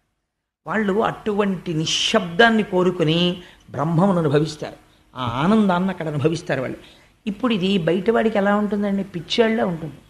అందుకే పెద్దలు అన్నారు, రామకృష్ణ పరమహంసకు పట్టిన పిచ్చి నాకెప్పుడు పడుతుందో అన్నారు. ఇన్ని జన్మలకు అలా బ్రహ్మము గురించి తాపత్రయపడేది. ఇప్పుడు చెప్పండి, ఉన్మత్త ప్రియుండు బ్రహ్మజ్ఞానులైనటువంటి వాళ్ళు ఈశ్వరుణ్ణి కొలుస్తారు. అందుకే జ్ఞానము కావలసిన వాడు శంకర శివారాధనం చేస్తుంటాడు. అందుకని ఉన్మత్త ప్రియుండు, దిగంబరుండు, బట్ట కట్టుకోడు. దానికి రెండు అర్థాలు. అసలు నిజానికి ఈ పద్యం ఒకటి నెలలు చెప్పచ్చు. అంటే అలా ఏం నేను చెప్పను, కంగారు పడకండి. దిగంబరుండు, దిగంబరుండు అంటే అంతటా వ్యాపించేశాడు కాబట్టి దిక్కులను వస్త్రముగా కట్టుకున్నవాడు కాదు. కాదు, మీరు ఒక్కటి ఆలోచించండి. నేను కొంచెం ఇలా చెప్పానని నన్ను అన్యథా భావించకండి. ఒక స్త్రీ కొన్ని కోట్ల రూపాయలు విలువైన బంగారు ఆభరణాలు ధరించింది, కానీ బట్ట కట్టుకోకుండా బయటికి వచ్చింది. ఏమంటారు? చి, మాన మర్యాదలు లేవురా, వస్త్రం ధరించకుండా బయటికి వచ్చింది అంటారు. ఒక స్త్రీ పసుపు తాడు మెళ్ళో వేసుకొని నల్లపూసలు వేసుకొని 30 రూపాయల చీర కట్టుకుని బయటికి వచ్చింది, మానవతి రావిడ అంటారు. ఇందుచేత అంటే ఈ శరీరము వేరొకరిని గౌరవించవలసి, ఈ శరీరము వేరొకరిని ఆకర్షిస్తోంది అన్న భావన ఉన్నంత కాలము దీనికి వస్త్రం అవసరము. బాహ్యమునందు, ఆంతరమునందు దీనికి భక్తి అన్న వస్త్రం అవసరము. ఇప్పుడు శంకరుడు బట్ట కట్టుకోవడానికి ఆయన మీద ఎవరున్నాడని ఆయన కొలుస్తాడు? ఉన్నది ఆయన ఒక్కడే, పరబ్రహ్మం. మీరు అందుకే అదేమిటండి, నిన్న వరకు నారాయణుడు అన్నారు కదా అనుకోకండి. నారాయణ శివ రెండు ఒకటే తత్వం. అందుకని ఇప్పుడు ఆయన ఎవరిని కొలవాలి? ఇంకా ఆయనకి భక్తి ఏంటి? అందుకని ఆయనకి భక్తి వస్త్రం కట్టుకోడు, తాను పొందవలసిన వేరొకడు లేడు కాబట్టి. ఇది దిగంబరుడు అంటే. కాబట్టి దిగంబరుండు, భూతప్రేత పరివృతుండు, ఎప్పుడు భూతాల్ని ప్రేతాల్ని వెంట పెట్టుకు తిరుగుతుంటాడు. మీరు ఒకటి బాగా ఆలోచించండి. సాధారణంగా శివుణ్ణి నింద చేసేవాళ్ళు ఈ మాట అంటుంటారు, పిశాచాల్ని వాటిని పెట్టుకు తిరుగుతుంటాడు. నేను ఒక మాట అంటాను. ఒక మాస్టర్ ఒక ఆయన ఉన్నాడు, చాలా గొప్పగా పాఠం చెప్తాడు. ఆ పాఠం చెప్పే మాస్టారు 95 మార్కులు 96 మార్కులు తెచ్చుకునే పిల్లల్ని మాత్రమే అభిమానిస్తాడు. 35 మార్కులు వచ్చే పిల్లవాడి వంక ఇలా కన్నెత్తి కూడా చూడడం, వాళ్ళ హోంవర్క్ పుస్తకం చూడడం, వాడికి ఇంకొక మాట పాఠం చెప్పడం. వాడు లేచి ఏదైనా డౌట్ అడిగితే చీనోర్మై నీకు వచ్చే మార్కులు ఎన్ని కూర్చో అన్నాడు అనుకోండి. అంటే ఆ 35 మార్కులు వచ్చేటటువంటి వాడికి ఈయన ఎప్పటికైనా టీచర్ కాగలడా? ఎప్పటికీ కాలేడు. ఆయన 95 96 మార్కులు వచ్చే ఒకరిద్దరికే ఆయన టీచర్ అంతే. మరి కింద పడిపోయిన వాడికి కూడా ఒక అధ్యాపకుడు ఉండాలి కదా, ఆశ్రయించడానికి ఎవరో ఒకరు ఉండాలి కదా. భక్తులైన వారు మాత్రమే ఆశ్రయిస్తే ప్రపంచంలో భూతాలు ప్రేతాలు అవి కూడా జీవులే, అవి కూడా సృష్టిలో ఉన్నవే. మరి అవి ఎవరిని ఆశ్రయించి మళ్ళీ మంగళత్వాన్ని పొందుతాయి? అంటే అరమరికలు లేకుండా. అందుకే జగత పితరౌ వందే పార్వతీ పరమేశ్వరౌ అని పేరు. తండ్రికి ఓ 3 కొడుకులు పుట్టారనుకోండి. పెద్ద కొడుకు ఐఏఎస్ అయ్యాడు, ఒక పెద్ద పోస్ట్లో ఉండి chief secretary to government of Andhra Pradesh అయ్యాడు. రెండో ఆయన ఐపీఎస్ అయ్యాడు, ఆయనేమో ఏదో కర్ణాటక స్టేట్లో డైరెక్టర్ జనరల్ ఆఫ్ పోలీస్ అయ్యాడు. మూడో ఆయనకి అక్షరం ముక్క రాలేదు, ఒక 6-7 కొట్లకి వెళ్ళి 6-7 కొట్లల్లోనూ పద్దులు రాసుకుని జీవితం గడుపుతున్నాడు. మీరు ఆలోచించండి, తండ్రి ఆ ఐఏఎస్ని ఐపీఎస్ని తన షష్ఠి పూర్తికి పిలిచి, మూడో వాడిని నువ్వు మాత్రం పొరపాటున కూడా రాకురే, నీకు చదువు రాలేదు, నువ్వేమో 4 కొట్లల్లో పద్దులు రాసుకుంటున్నావు అని అంటాడా? అనడు. ముందెవరిని పిలుస్తాడో తెలుసా అండి?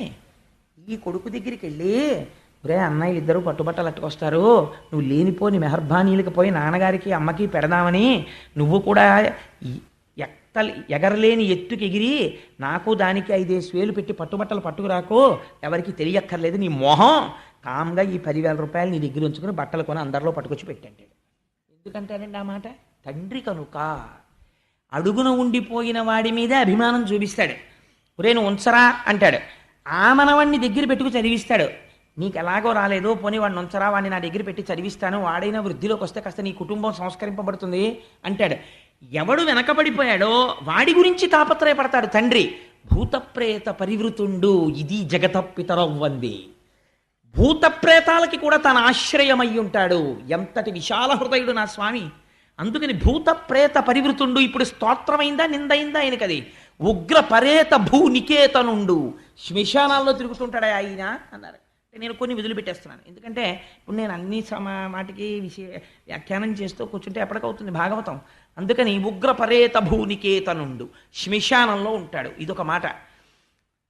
రుద్రుడు శ్మశానవాసి, శివుడు శ్మశానవాసి, కాబట్టి పూజ చేయకెళ్ళలేదు. ఆల్ రైట్, నేను ఒక మాట అంటాను, మీరు ఆలోచించండి. శ్మశానము దేనివల్ల అపవిత్రము? శవాలు పెడతాయి కాబట్టి అమంగళము.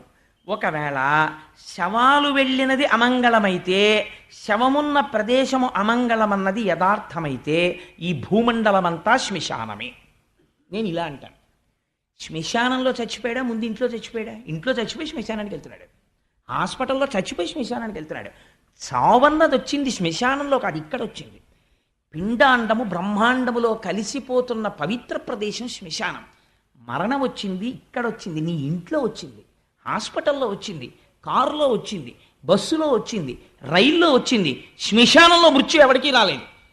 శ్మశానవాసి అంటే అర్థం ఏమిటంటే, చచ్చిపోయిన తర్వాత అందరూ వదిలేస్తారు.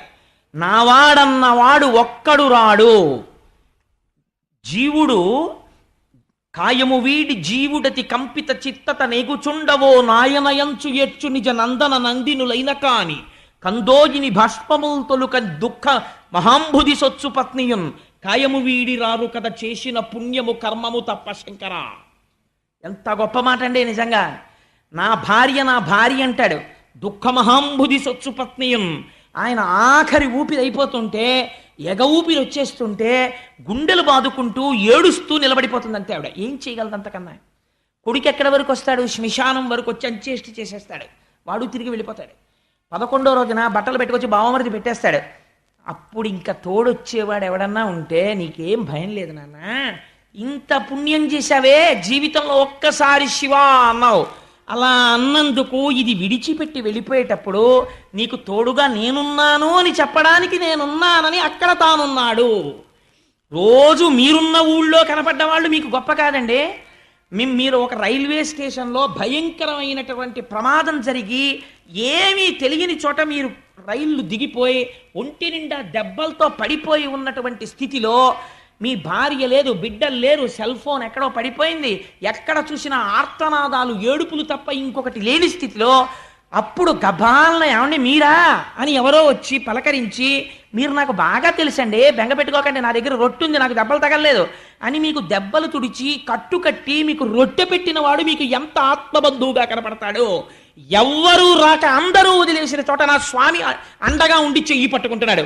ఇది బంధుత్వమా, రక్షకత్వమా, ద్రోహబుద్ధ? ఆయనకి అమంగళత్వం అంటగడతావా? ఎంత సాహసం నీకు! అలాగైతే మంగళత్వము అమంగళత్వము ప్రపంచం అంతా ఉంది. ప్రపంచంలో జీవులు చచ్చిపోని ప్రదేశం ఒకటి నాకు చూపించండి, అప్పుడు దేశమంతా శ్మశానమే. కాబట్టి మొత్తం భూమండలం అంతా అమంగళం అయి ఉండాలి. లేదా అది అమంగళం కాకపోతే ఇదంతా అమంగళం కాకుండా ఉండాలి. ఏదో ఒక మాట ఉంటుంది అంతే తప్ప అది అమంగళం ఇది సుమంగళం అని నువ్వు అనకు. ఇది ఎలా మంగళం అవుతుంది? అంతా అమంగళమే అలాంటప్పుడు, ఎందుకంటే అన్ని చోట్ల చచ్చిపోతున్నారు కాబట్టి. కాబట్టి ఇప్పుడు ఏమైంది? ఉగ్ర పరేత భూనికేతనుండు, ఆయనంత ఔదార్యం ఉన్నవాడు, ఆయనంత రక్షకుడు ఎక్కడున్నాడు? ఇది తండ్రితనం అంటే. తండ్రి ఎప్పుడు వస్తాడండి? ఎవ్వరూ రానటువంటి స్థితిలో కష్టంలో పడిపోయి ఉంటే వచ్చేవాడు ఎవరో తెలుసా అండి? తండ్రి ఒక్కడే. మీరు ఎప్పుడైనా పేపర్లో చదవండి, 100 హత్యలో ఎక్కడో చేసి మోస్ట్ వాంటెడ్ లిస్ట్లో ఉండి ఆఖరికి ఆ వ్యక్తి దొరికి జైలుకు పట్టుకెళ్ళిపోతుంటే అందరూ వీడు దొంగ దొంగ దొంగ అంటుంటే అప్పుడు కూడా వాళ్ళు కన్న కొడుకుతనాన్ని చూసి ఏడిచేటటువంటిది, ఉరి తీసేస్తే ఆ శవం కోసం ఆ జైలు బయటకు వచ్చి కూర్చుని ఏడిచేది తల్లిదండ్రులే. నా స్వామి రుద్రభూమిలో ఉంటాడంటే అది కారణం. అయ్యయ్యో ఇంత శరీరం ఇచ్చాను రా, ఏమీ చేయలేకపోయాడు, పోన్లే నేనున్నాను నాన్న, బెంగెట్టుకోకోసారి కనపడదామని అక్కడ ఉంటాడు ఆయన. ఎంత మంగళప్రదుడండి ఆయన. ఉగ్ర పరేత భూనికేతనుండు వితత స్రస్త కేశుండు. జుత్తు విరబోసుకుని ఉంటాడని తిట్టాడు, కానీ అందులో ఒక గొప్ప శబ్దం ఉంది. కపర్దీ అని ఆయనకి పేరు. ఆయన పెద్ద జటాజూటంతో ఉంటాడు కాబట్టే గంగని పెట్టాడు. లేకపోతే గంగ ఎక్కడి నుంచి వస్తుంది? సగరపుత్రులు ఎలా తరిస్తారు? అటువంటి వాడు, ఆ వ్యోమకేశుడైనటువంటి వాడు ఎవరున్నాడో మీకు ఒక మాట చెప్పనండి. తీర్థయాత్ర చేసేటప్పుడు తీర్థయాత్ర ఫలితములు మీకు రావు. ఎందుకో చెప్పనా? మీరు ఒక నదీ స్నానానికి ఎడతారు, నేను స్నానం చేశాను అనుకుంటారు, మీకు ఆ ఫలితం ఇవ్వరు. ఎందుకు ఇవ్వరంటే నదీ స్నానం చేసేటప్పుడు నియమం ఉంది. ఒక మంత్రం చెప్తూ గట్టునున్న ఇసుక తీసి నదిలోకి విసిరి స్నానం చేయాలి. మనందరం కాకి స్నానం చేస్తాం, సంకల్పం లేని స్నానం చేస్తాం. కాబట్టి ఇలా మీరు స్నానం చేసి ఒడ్డుకు రాగానే ఫలిత అన్న అక్కడ ఒక కుర్చీ తిరుగుతుంటుంది. బ్రహ్మగారు సృష్టించిన కుర్చీ కళ్ళకి కనపడదు. అది తింటుంది, ఆ పుణ్యాన్ని తిని బతుకుతూ ఉంటుంది. దానికి అదే పని, నదిలో ఒడ్లని తిరుగుతూ ఉంటుంది. అది పుణ్యం రాకుండా మీ పుణ్యాన్ని తినేసేటటువంటి కృత్య మీరు నదులలో స్నానం చేసినప్పుడు మీకు ఆ శ్లోకాలు తెలియవు, మీకు ఆ మంత్రాలు తెలియవు. తెలియకపోయినా మీరు ఒక క్షేత్రాన్ని దర్శనం చేసి విడిచిపెట్టేసే ముందు కపర్ది అన్నారనుకోండి, శంకరుడి జటాజూటం తలుచుకుని నమస్కారం చేస్తే మీరు వెళ్ళినటువంటి ఆ క్షేత్ర ఫలితమును కృత్యం ముట్టుకోలేదు, మీ పుణ్యం మీకే ఉంచుతాడు. ఇప్పుడు ఇది పవిత్రమా అపవిత్రమా? ఆయన జుట్టు ఇంతటి పవిత్రత కలిగినటువంటి జటాజూటం. కాబట్టి వితతస్రస్తకేశుండు అని ఇన్ని మాటలని ఆ కర్ణం ఒక మాట అన్నాడు, అశివుడు. అసలు శివుడు ఏమిటి అయినా అశివుడు అన్నాడు. మంగళప్రదుడు కానివాడిలా పైకి కనపడతాడు, కానీ ఆయన చేసేవన్నీ మంగళాలే. పైకి అమంగళంగా కనపడతాడు, కానీ అన్నీ మంగళప్రదమైన పనులే చేస్తాడు. అశివుడైన ఇతనికి శివుడను ప్రమాదమెట్లు కలిగే అని ఇన్ని మాటలంటే నిజంగా మంగళం చేసేవాడే కాబట్టే, అంత మహాజ్ఞాని కాబట్టి ఇన్ని అన్న తర్వాత తిరగబడిపోయాడు అనుకోండి శివుడు కూడా. అప్పుడు ఇంకా మీకు శివుడిని పట్ల నింద స్తోత్రం ఎలా అవుతుంది? అందుకే ఆయన ఏమీ అనలేదు, అలా నవ్వుతూ కూర్చున్నాడు అంతే. దూషణ భూషణ రెండూ ఒక్కలాగే ఉంటాయి వాళ్ళకి. అలా ఉండగలగడం చాలా గొప్ప విషయం అండి. దీనుల ఎడల దీనులు ఒక ఎక్స్ట్రీమ్, తనని ద్వేషించి మాట్లాడేటటువంటి వారి పట్ల, ఇద్దరి పట్ల, పూజనీయత పట్ల, దీనుల పట్ల ఏకకాలమునందు సమానంగా ఉండగలిగినటువంటి లక్షణము కేవలము బ్రహ్మమునకుంటుంది, బ్రహ్మమును అనుభవించిన వాడికి ఉంటుంది. ఇదో చిత్రమైనటువంటి విషయం. ఎందుకంటే ఎప్పుడో రమణాశ్రమంలో రమణులకు ఏదో ఉత్సవం చేసినప్పుడు ఇప్పుడు పెద్ద పెద్ద వాళ్ళందరూ వచ్చి ముందు భోజనం చేస్తారని అనౌన్స్ చేశాడు ఆశ్రమం సెక్రటరీ గారు. అదేంటి బైరాగులు వాళ్ళు బయట కూర్చున్నారు భోజనానికి, బైరాగులకి తర్వాత పెడతారు, ముందు పెద్దవాళ్ళందరూ భోజనం చేస్తారన్నారు. హైకోర్టు జడ్జీలకి పెద్ద పెద్ద వాళ్ళకి పంక్తి వేశారు.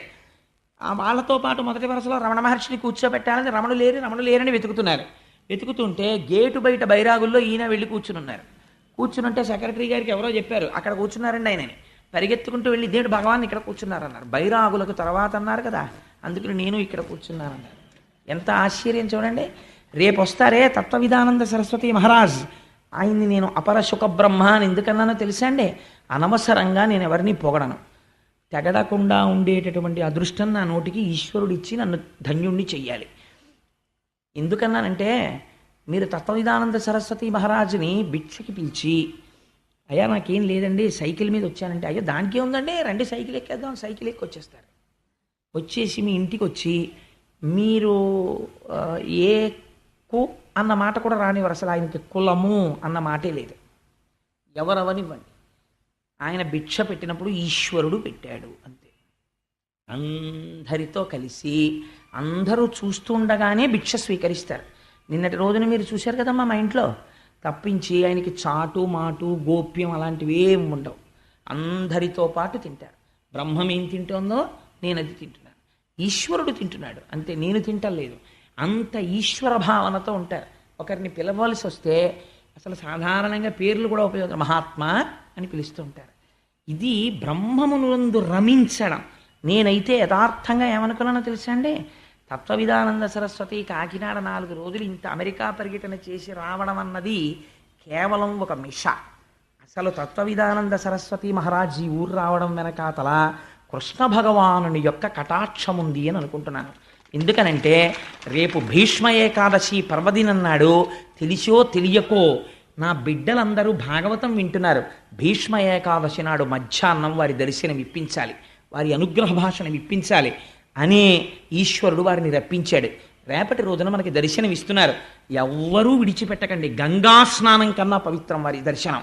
తప్పకుండా అందరం కలిసి విష్ణు సహస్రనామ స్తోత్రం చేసి వారి దర్శనం చేసుకుని వారి అనుగ్రహ భాషణాన్ని విందాం. అందుకని రేపటి రోజున మనకి జరగబోతున్న దర్శనం సుఖబ్రహ్మ దర్శనమే, నాకేం అనుమానం లేదు అందులో. సో నేను ఎందుకు ఈ మాట చెప్పానంటే, ఉగ్ర పరేత భూ నికేతనుండు ఇన్ని మాటలు వాడి అశివుడైన ఇతనికి శివుడను ప్రమాదం ఎట్లు కలిగే. వాళ్ళకండి లోపల ఒకటి దాచుకోవడం బయటకు ఒకటి ఉండడం ఉండదు. ఎంత గోప్యం లేకుండా, ఎంత చక్కగా అరమరికలు లేకుండా కలిసిపోయి ఉంటారు. అలా ఉండడం ఒక్క బ్రహ్మజ్ఞానికి మాత్రమే సాధ్యమవుతుంది. అటువంటి శంకరుణ్ణి పట్టుకుని ఇన్ని మాటలు అన్నాడు. ఆయన ఏం మాట్లాడలేదు, కోపం వచ్చేసి అన్నాడు, ఇన్ని మాటలన్నా నువ్వు పలకలేదు, లేవలేదు, నమస్కరించలేదు, కాబట్టి నిన్ను శపిస్తున్నాను. ఇవ్వాల్టి నుంచి జరిగేటటువంటి యజ్ఞయాగాది క్రతువుల యందు నీకు హవిర్భాగము లేకుండుగాక అని శపించాడు.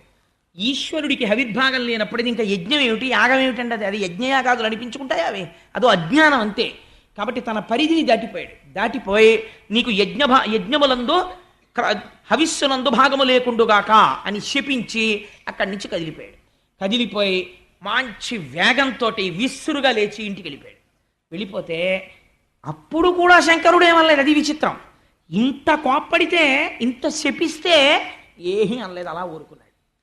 అగ్నిహోత్రానికి తగులుతుందండి. మీరు అగ్నిహోత్రంలోకి పట్టుకెళ్ళి అగ్నిహోత్రాన్ని కొబ్బరి చెప్ప పెట్టి కొట్టారనుకోండి, కొబ్బరి చెప్ప కాలిపోతుంది అంతే, తప్పించి దానికేమవుతుంది? అది రగిలిపోతున్న బ్రహ్మం, అది దానికి శాపమేం తగులుతుంది? అది అర్థం చేసుకోలేకపోయాడు, తను పాడైపోతాడని తెలుసుకోలేకపోయాడు. అయిపోయింది. కానీ లోకంలో ఒక విచిత్రమైనటువంటి తీరుంటుంది. అసలు వాళ్ళు బాగానే ఉంటారు, అక్కర్లేని వాళ్ళకి లేనిపోనేటటువంటి భేషజాలు ఎక్కువగా ఉంటాయి. శివుణ్ణి దక్షుడు తిడుతుంటే భృగువుకి సంతోషం కలిగింది. భృగువుకి సంతోషం కలిగి ఆయనకి కొంచెం విష్ణుప్రీతి ఎక్కువ భృగువుకి.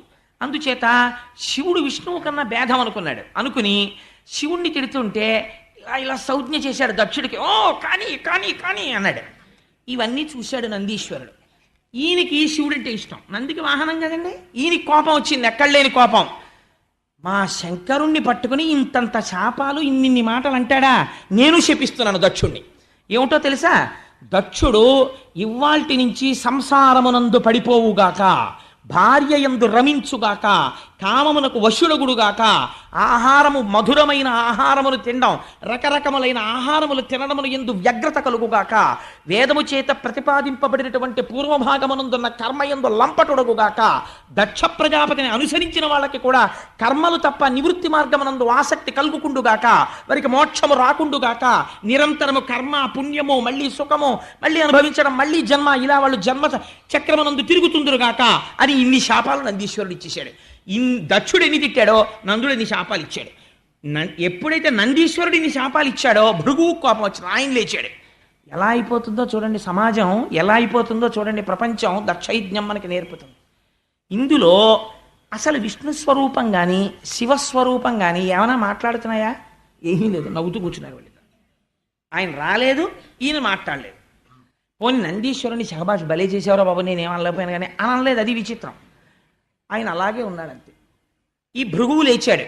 లేచి అవని ధూర్జటి వ్రతులకు వారు ఎవరైతే ఈ భూమండలం మీద శంకరుడు యొక్క వ్రతాన్ని అవలంబిస్తారో అటువంటి వారిని అనుసరించడి వారు అటువంటి వారిని అనుసరించి ఎవరు పెడతారో వారు తత్శాస్త్ర పరిబంధులైన వారు. అటువంటి వారు వేదమునందు విరక్తి కలిగి వేదమును దూషించి కర్మకాండని నిరసించి వారందరూ కూడా జడులై విభూతి పెట్టుకుని జటలు వేసుకుని ఉన్మత్తుల వలె భూమి మీద తిరిగెదరుగాక అని అవని పాషండుల ఎదరని శపించే, అంటే వేద విరుద్ధమైనటువంటి స్థితిని వాళ్ళు పొందుతారని ఆయన శాపం ఇచ్చాడు.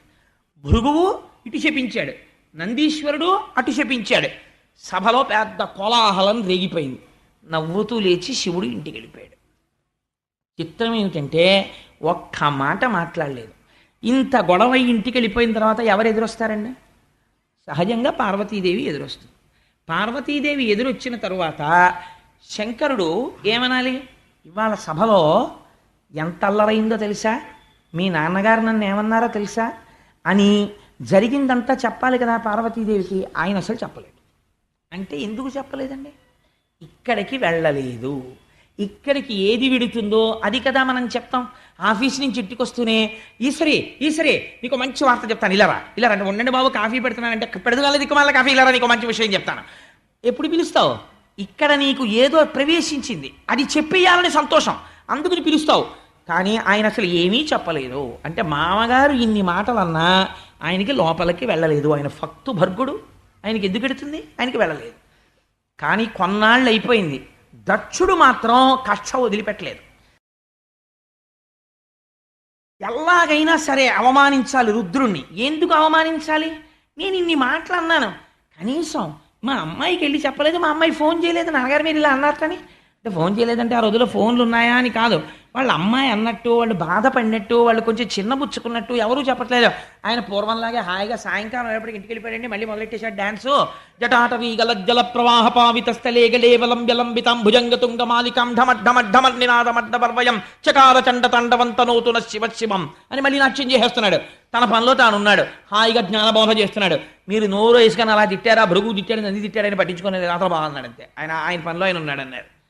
ఇప్పుడు మళ్ళీ అలా కాదరా, ఏదో ఒకటి చెయ్యాలి అవమానించడానికి. కాబట్టి ఇప్పుడు ఒక కొత్త వ్రతం ఒకటి మొదలుపెట్టాడు. దాన్ని ఒక నిరీశ్వర యాగం, అంటే నేను శంకరుడికి హవిర్భాగములు లేని యాగం చేస్తాను, ఇప్పుడైనా సరే బయటకు వస్తాడు కదా, కోపం వచ్చి చూస్తాను ఏం చేస్తాడో అని ఒక యాగం తలబెట్టి అందరికీ ఆహ్వానాలు పంపించాడు, శుభలేఖలు పంపించి అందులో దానికి ఒక పేరు పెట్టాడు. ఏమన్నా తెలుసా అండి, బృహస్పతి వసనము అని పేరెట్టాడు. దాని పేరు పెట్టది చేస్తున్నాను. దాని ముందు వాజపేయం చేశాడు. చేసి ఒక యాగం చేస్తే దానికి అందరూ బయలుదేరి పెడుతున్నారు. ఋషులు వాళ్ళు వెళ్ళకపోతే ప్రజాపతులకు అధిపతి ఏం చేపిస్తాడో. చేస్తున్న యాగం మామూలుగా చేయట్లేదు, అవతల వాళ్ళ మీద కక్షతో చేస్తున్నాడు యాగం. ఎవరు వచ్చారో ఎవరు రాలేదో బాగా పట్టించుకోవడం, ఎందుకని పార్టీలు బయటకు వస్తాయి ఇప్పుడే, అందుకని బాగా చూస్తాడు. ఈ అలవాటు ఇంతకు ముందుందా ఆయనకి, సభలో చూశాడు. చూసి శంకరులు లేవలేదనే ఇంత అల్లరి మొదలెట్టాడు. యాగం రావడానికి అదో కారణం. అప్పుడు సభలోనే అంతలా చూశాడు. ఇప్పుడు వెళ్ళకపోతే చూడడం లేనిపోను కూడా ఎందుకు వచ్చిందండి, వెళ్ళి ఏదో ఒకసారి నమస్కారం పెట్టి షేక్ హ్యాండ్ ఇచ్చి చాలా బాగా జరగాలండి, ఆల్ ది బెస్ట్, మీ యాగం బాగా జరగాలని ఒక మాట నేర్చేస్తే మనకి ఏ గొడవ ఉండదు, పదండి అన్నారు. అంటే లోకంలో ఇలా అనే వాళ్ళ సంఖ్య చాలా ఎక్కువగా ఉంటుంది. నాన్ కాంట్రవర్షియల్ అంటారు. మనకి ఎందుకు వచ్చింది, మనం ఏమనకుండా అక్కడికి పోయి ఇక్కడికి పోతే అయిపోయా, మనం ఏమీ అనొద్దు అని. అందుకని అందరూ దక్షుడి సభకు వస్తున్నారు. రాని వాళ్ళు ముఖ్యమైన వాళ్ళు ఉన్నారు, వాళ్ళు జ్ఞానం ఉన్నవాళ్ళు, వాళ్ళు రాకూడదు. అందుకని శ్రీ మహావిష్ణువు రాలేదు, చతుర్ముఖ బ్రహ్మగారు రాలేదు, వాళ్ళిద్దరు రాలేదు. మిగిలిన వాళ్ళు కొంతమంది ఋషులు వాళ్ళు అందరూ వెడుతున్నారు. వెడుతుంటే ఒక రోజున పార్వతీదేవి అంతఃపుర పైభాగంలో నిలబడి చూస్తోంది. విమానాల్లో వెళ్ళిపోతున్నారు. వెళ్ళిపోతూ వాళ్ళు చెప్పుకుంటున్నారు, దక్ష ప్రజాపతి యాగం చేస్తున్నాడు, ఆహ్వానం వచ్చింది, అందుకని మనం అందరం వెడుతున్నాం అని చెప్పుకుంటుంటే ఆవిడ విని గబగబా అంతఃపురంలోంచి కిందకి దిగి శివుడి దగ్గరికి వచ్చింది. వచ్చి ఆవిడంది, కావున ఆ యజ్ఞమునకు ఈ విభుద గణంబులర్ధియే గెదర దిగో దేవా మన విపుడ చటకి పోవలెను కోర్కె నాకు పుట్టెడు అభవా అంది. ఎంత బాగా పిలిచిందో చూడండి. అభవా, స్వామి మీరు ఎంత దయామయులండి, మీలాంటి భర్త దొరకడం ఎంత అదృష్టం. కోరితే నగ చేయించేవాడు ఉంటాడు, నెక్లెస్ చేయించేవాడు ఉంటాడు, మీ శరీరంలో అర్ధభాగం ఇచ్చారు నాకు. మీ దగ్గర పొందినంత గౌరవం నేను పొందినట్టు ఏ భార్య ఎవరి దగ్గర పొందలేదు, అంత గౌరవించారు. ఏమండి నాదొక్క మాట, పుట్టింట్లో ఏదైనా ఉత్సవం జరుగుతున్నప్పుడు ఆడపిల్లల మనస్సు అంతా పుట్టింటికి వెళ్ళాలని ఉంటుంది. అందులో తండ్రి మీద విశేషమైన ప్రేమ ఉంటుంది. మా నాన్నగారు యాగం చేస్తున్నారట, అదిగో చూసారా, కావున ఆ యజ్ఞమునకు ఈ విభుద గణంబులర్ధియే గెదర దిగో. చూసారా, వాళ్ళందరూ మంచి మంచి పట్టుబట్టలు కట్టుకుని చక్క హారాలు వేసుకుని నగలు వేసుకుని అన్నీ వేసుకుని వాళ్ళ వాళ్ళ వాహనాల మీద వెడుతున్నారు. పైగా వెళ్ళిపోతున్న వాళ్ళు ఊరుకున్నారా, కైలాసం నుంచి వెళ్ళిపోతూ అక్కడ కనపడ్డ వాళ్ళని పార్వతీదేవి వెళ్ళిపోయిందా అండం. అంటే ఇంకా వెళ్ళలేదంటే అదేమిటి, కూతురు వెళ్ళొద్దు, మనమే వెళ్ళిపోతున్నాం, ముందెళ్ళాలి అసలు 10 రోజుల ముందు, ఇంకా వెళ్ళలేదా అంటూ వెడుతూ ఉండడం. కాబట్టి ఏమండి నాకు వెళ్ళాలని ఉందండి, అందుకని మనమిపుడ చటకి పోవలెనను కోర్కె నాకు పుట్టెడు అభవా, నాకు కూడా మా తండ్రి గారు చేస్తున్న యాగానికి వెళ్ళాలి అని అనిపిస్తోంది. ఎందుకని, ఎంత కాదన్నా ఆడపిల్ల మనస్సు తండ్రి గారి ఏదో ఉత్సవం చేస్తున్నాడంటే ఆ తండ్రి ప్రేమ, ఆ తల్లి ప్రేమ, అన్నదమ్ములు అక్క చెల్లెళ్ళు అన్నీ గుర్తొస్తాయి. ఒక్కసారి నాకు వెళ్ళాలని ఉందండి అని ఆవిడ గమ్మత్తైన మాట అందండి. ఇవాళ రేపు మనందరం ఏమంటామో అదే మాటలు మాట్లాడింది భాగవతంలో పార్వతీదేవి. ఆవిడంది, ఏమండి మనం సాధారణంగా ఆడవాళ్ళు ఇళ్లలో ఒక మాట అంటుంటారు, మీరేమో ఎప్పుడు ఆఫీసు నాకు ఖాళీ లేదని మా శర్మగారిలా పొద్దున్న 8ంటికి వెళ్ళి రాత్రి 11 వరకు అక్కడే కూర్చుంటారు, కనీసం పోనీ పెళ్ళికి వెళ్ళామనుకోండి నలుగురు అక్కడికి వస్తారు, మా అక్క చెల్లెలని వాళ్ళని అందరినీ చూడొచ్చు అంటుంటారు. అలా ఆవిడంది, ఇప్పుడు ఈ జరుగుతున్నటువంటి యాగం చూడ్డానికి నాయనుజలు వారి ప్రాణనాథులతోడన్ బాయక ఒత్తురు మనమున్ పోయిననే వారి నచటక నుగొనగల్గున్. ఏమండి, మనం కూడా విడితే మీరు ఎప్పుడు తపస్సన వాక్కుని ఉంటారు, మీరేమో ఏమీ పట్టించుకోరు. కానీ కనీసం ఇప్పుడు వెళ్తే మా 15 మంది అక్క చెల్లెళ్ళు వస్తారు, మా పిన్నులు వస్తారు, మా అమ్మ, మా తమ్ముళ్ళు అందరూ ఉంటారు కదా. మా నాన్నగారిని చూసి ఎన్నాళ్ళయిందో, ఒక్కసారి చూసొద్దామనిపిస్తోందండి, వెడదాం అంది. అనేటప్పటికీ శంకరుడు ఇలా చూశాడు. ఆహ్వాన పత్రాలు వాళ్ళందరికీ వెళ్ళాయి, వీళ్ళకి ఆహ్వాన పత్రం రాలేదు. కాబట్టి వెళ్ళచ్చా? అల్లుడు గారంటే ఎలాంటిది? ముందు పిలవాలి. పిలుపుకు గౌరవం ఉంది. పిలుపు అనేటటువంటిది ఒక ఉత్సవం జరుగుతున్నప్పుడు ఎలా పడితే అలా పిలవడానికి వీల్లేదు. దానికి ఒక మన్నన ఉంది, ఒక మర్యాద ఉన్నది. ఆ మర్యాద పాటించాలి. ఇంటికి వెళ్ళి గౌరవంగా ఆహ్వానించాలి. అంతేగాని ఏదో దిక్కుమాలాడిని పిలిచినట్టుగా పిలవడం అనేటటువంటిది మంచి పద్ధతి కాదు. దానికి ఒక గౌరవంతో గౌరవ పురస్సరంగా పిలవాలి. ఏదో తప్పనిసరి పరిస్థితి అయితే వేరు. సరే, అందుచేత ఆ పిలిచేటప్పుడు మనకి రాలేదు కదా ఆహ్వానం అన్నట్టుగా చూస్తున్నాడు శంకరుడు. మరి వాళ్ళందరికీ ఎలా తెలిసింది ఆహ్వానాలు వెళ్ళాయి కదా, మన ఎవరు పిలిచారని విడదాం అని చూస్తున్నాడని పసిగట్టేసింది. ఆయన మనస్సు తెలియని ఇల్లాలా మా తల్లి. అందుకని ఆవిడంది, ఏమండి పిలవలేదు అందుకే కదా మనం వెళ్ళకూడదన్నట్టుగా మీరు చూస్తున్నారు. అనయము పిలవకయుండన్ చన అనుచిత మందువేని జనకు గురు సుహృత్ జననాయక గేహములకు చనుచుందురు పిలవకున్న సజ్జనుల ధిప. ఎంత గొప్ప మాట చెప్పిందో చూడండి. ఏమండి, పిలుపు అనేది ఎవరెవరి దగ్గర నుంచి వస్తే మాత్రమే వెళ్ళాలో తెలుసా? మిగిలిన వాళ్ళు పిలిస్తే వెళ్ళాలి, కానీ కొంతమంది పిలవకపోయినా వెళ్ళి తీరాలి. అలా ఎవరెవరిళ్ళకి వెళ్ళాలో తెలుసా? అనయము పిలవకయుండం చన అనుచిత మందువేని. పిలవకుండా మనం ఎలా పెడతాం పార్వతి అంటారేమో స్వామి. వెళ్ళచ్చు. ఎక్కడెక్కడికో తెలుసా? జనక తండ్రి గారింటికి పిలవకుండానే ఆడపిల్ల వెళ్ళచ్చు. ఎందుకంటే చతుర్థీ విభక్తి వేసి కన్యాదానం చేయడు, అందుకని వెళ్ళచ్చు. జనక గురువు గారింటికి పిలవకపోయినా వెళ్ళవచ్చు, వెళ్ళి గురువుగారి దర్శనం చేసుకుని రావచ్చు. సుహృత్ మంచి స్నేహితుడు, మనసెరిగినటువంటి స్నేహితుడు. ఆ సుహృత్ అనిపించుకోవాలి అంటే ఆయన మన్నేం పిలవలేదు కదా మనం వెళ్ళక్కర్లేదు అనకూడదు. ఎప్పుడో అప్పుడు ఒకసారి వెళ్ళి చూసి వస్తూ ఉండాలి స్నేహితుడిని. అందుకని సుహృత్ జననాయక, రాజుగారి ఇంటికి రావచ్చు. రాజుగారు పిలవలేదు కాబట్టి మనం వెళ్ళలేదు అనకూడదు, రాజు ఇంటికి వెళ్ళాలి. సుహృత్ జననాయక గేహములకు చనుచుందురు పిలువకున్న సజ్జనుల దిప. ఎంత గొప్ప మాట జోడించిందో చూడండి. సజ్జనులైన వాళ్ళు పిలవకపోయినా పెడతారు ఇక్కడికంది. అంటే ఇప్పుడు వెళ్ళకపోతే పిలుపు లేదని నువ్వేమైపోతావు? కాబట్టి మనం వెళ్ళొచ్చు అంది ఆవిడ. ఆవిడ తెలివి తక్కువదండి, ఆవిడ మహాతల్లి, ఆవిడ సాక్షాత్ విద్యాస్వరూపిణి. శంకరుడు తక్కువడా? ఆయన అన్నాడు, పార్వతి నువ్వు చెప్పినది యథార్థమే. పుట్టింటికి పిలుపు లేకపోయినా కూడా ఉత్సవం జరుగుతున్నప్పుడు ఆడపిల్ల వెళ్ళవచ్చు, ఆ అధికారం ఉంది. కానీ నేను కూడా ఒక మాట చెప్తాను విను.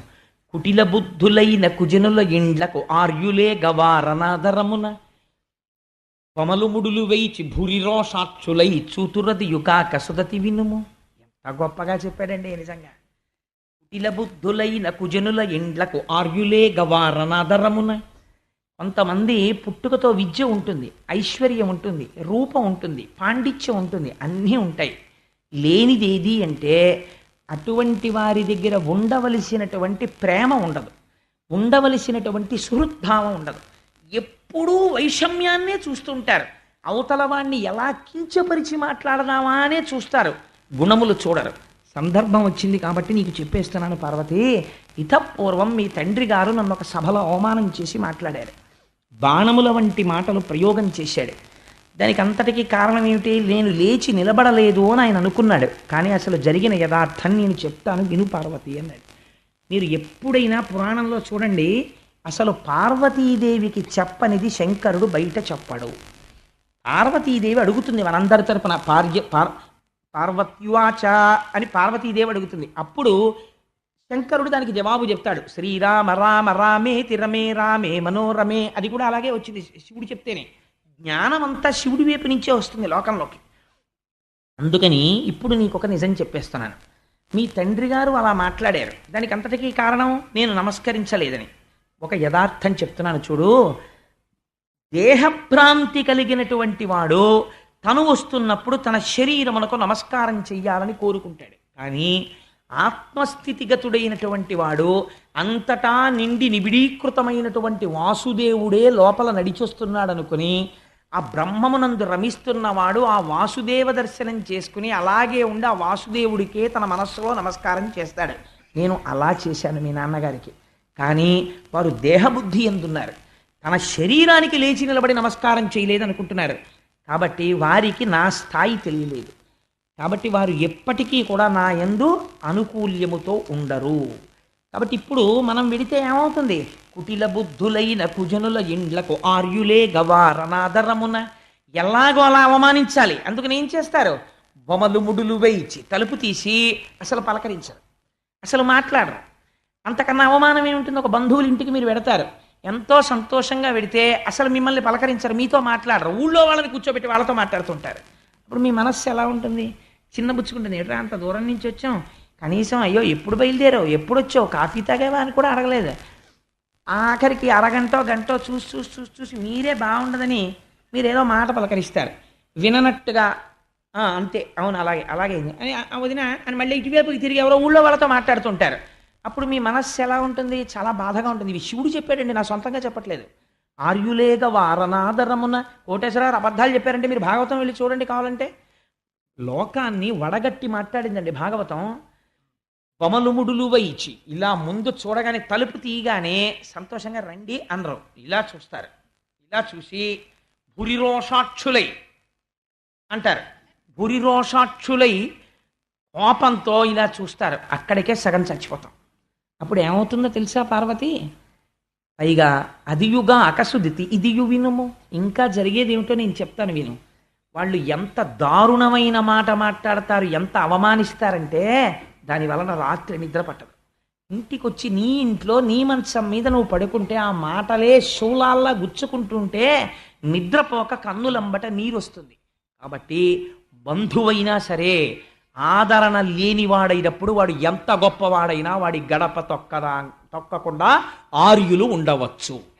అంతకన్నా దూరపు బంధుత్వం ఉన్న వాళ్ళ ఇంటికి వెళ్ళు, దగ్గర బంధుత్వమైన వాళ్ళ ఇంటికి వెళ్ళక్కర్లా. ఎందుకు వెళ్ళక్కర్లా? వాళ్ళకి మర్యాద తెలియదు, ప్రవర్తన తెలియదు, అందుకు నువ్వు వెళ్ళక్కర్లేదు. నువ్వు ఆర్యులే. ఇది భాగవతం చదువుకున్నవాడైతే అలా వెళ్ళకపోతే వాడు ఎందుకు తప్పు పట్టడానికి వీల్లేదు. వీడు మా ఇంటికి రాడు అక్కడికి వెడతాడే అని అడగడానికి వీల్లేదు. నీ ప్రవర్తన మార్చుకో, వాడు వస్తాడు నీ ఇంటికి. ఈ శంకరుడు చెప్పిన తీర్పు. అందుకని నా సొంత అన్నదమ్ముడు ఒక ఊరిలో ఉండి, అన్నదమ్ముడు అయితే మళ్ళీ నీతి వేరు. తనకి పెదతండ్రి పినతండ్రి పిల్లలు ఉన్న ఊళ్ళోనే దూరబంధువు ఉన్నారనుకోండి, పెదతండ్రి పినతండ్రి పిల్లలకి మర్యాద తెలియనప్పుడు నువ్వు దూరబంధువు ఇంటికి వెళ్ళచ్చు, తప్పులేదు. ఎందుచేత? కుటిల బుద్ధులైన కుజనుల ఇండ్లకు వార్యులే కవారనాదరమున బొమలు ముడిలు వేయిచి భూరిరోషాక్షులై చూతురదియు కాక ఇది సురతి వినుము. శంకరుడు నిర్దాక్షిణ్యంగా తీర్పు చెప్పాడు. అందుకని మనం వెళ్ళకూడదు పార్వతి. ఇంకొకటి చెప్పనా? విను ఉత్కృష్టుండకు దక్షుని సుతలలో ప్రియసుతవైనను నా అనుబంధముచే జనకునిచే పూజబడయ జాలవు తరుణి. నువ్వు దక్ష ప్రజాపతి యొక్క కుమార్తెలలో చాలా ఇష్టమైన పిల్లవి. ఎందుకని? కడగొట్టున 16వ దానిగా పుట్టావు. కలశపాధోరాశి గర్భవీ చిమ తల్లి కడుపారనెవ్వాని కన్న తల్లి అంటారు. తల్లికిట ఆఖరణ పుట్టిన పిల్లలంటే చాలా సంతోషంగా ఉంటుందట, తండ్రికి పైన పుట్టిన వాడంటే ఇష్టం ఉంటుందట, రామాయణంలో చెప్తారు. అందుకని ఆఖరణ పుట్టినటువంటి దానివి కాబట్టి సహజంగా మీ తల్లికి మీ తండ్రి గారికి కూడా నువ్వంటే ఇష్టమే. కానీ నేను చెప్తున్నాను చూడు, నీ యందు ప్రీతి ఉండవచ్చు, కానీ ఇవాళ నువ్వు దక్షుడి కూతురిగా ఆయన చూడడం, నిన్ను అవమానిస్తే నన్ను అవమానించినట్లే అని నా అనుబంధముచే నువ్వు నాకు భార్యవైన కారణం చేత జనకునిచే పూజ బడయ జాలవు తరుణి, నీ తండ్రి గారు నిన్ను పూజించడు. ఆ తర్వాత నువ్వు చాలా బాధపడిపోతావు, మరణ సదృశమైన వేదన పొందుతావు అలాంటి వాళ్ళు ఇళ్ళకెడితే.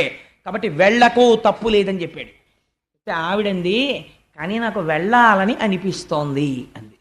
నువ్వు వెళ్ళి రావచ్చు అన్నాడు, నువ్వు వెళ్ళవచ్చు అన్నాడు. ఆయన త్రికాలజ్ఞుడు, ఆయనకి తెలియదండి. అనేసరికి తల్లి గబగబా పక్కన పరమశివుడు రావట్లేదు అన్న బాధతోటే బయలుదేరింది. అబ్బో ఏమి వర్ణన చేస్తారో, ఆ కాళ్ళకున్నటువంటి గజ్జలు మోగుతుండగా పట్టుపుట్టం కట్టుకుని అమ్మవారు బయలుదేరితే వెంటనే శివుడు సైగ చేశాడు, ప్రమథగణాలందరూ అమ్మవారు ఆడుకుంటూ వెళ్ళడానికి పూలబంతులు, మధ్యలో చూసుకోవడానికి అద్దాలు, పెట్లతో బంగారు ఆభరణాలు, చీనాంబరాలు అన్నీ పట్టుకుని అమ్మవారి వెనకాతల ఎందుకైనా మంచిదని రక్షణగా మణిభద్రుడితో కలిసి ప్రమథగణాలు బయలుదేరాయి. అందరూ కలిసి పుట్టింటికి వచ్చారు. వచ్చేటప్పటికి దక్ష ప్రజాపతి ఎదురుగుండా కూర్చునున్నాడు. దక్ష ప్రజాపతి పరివారం అంతా కూర్చునున్నారు. ఆ యాగం దేనికోసం చేస్తున్నాడు?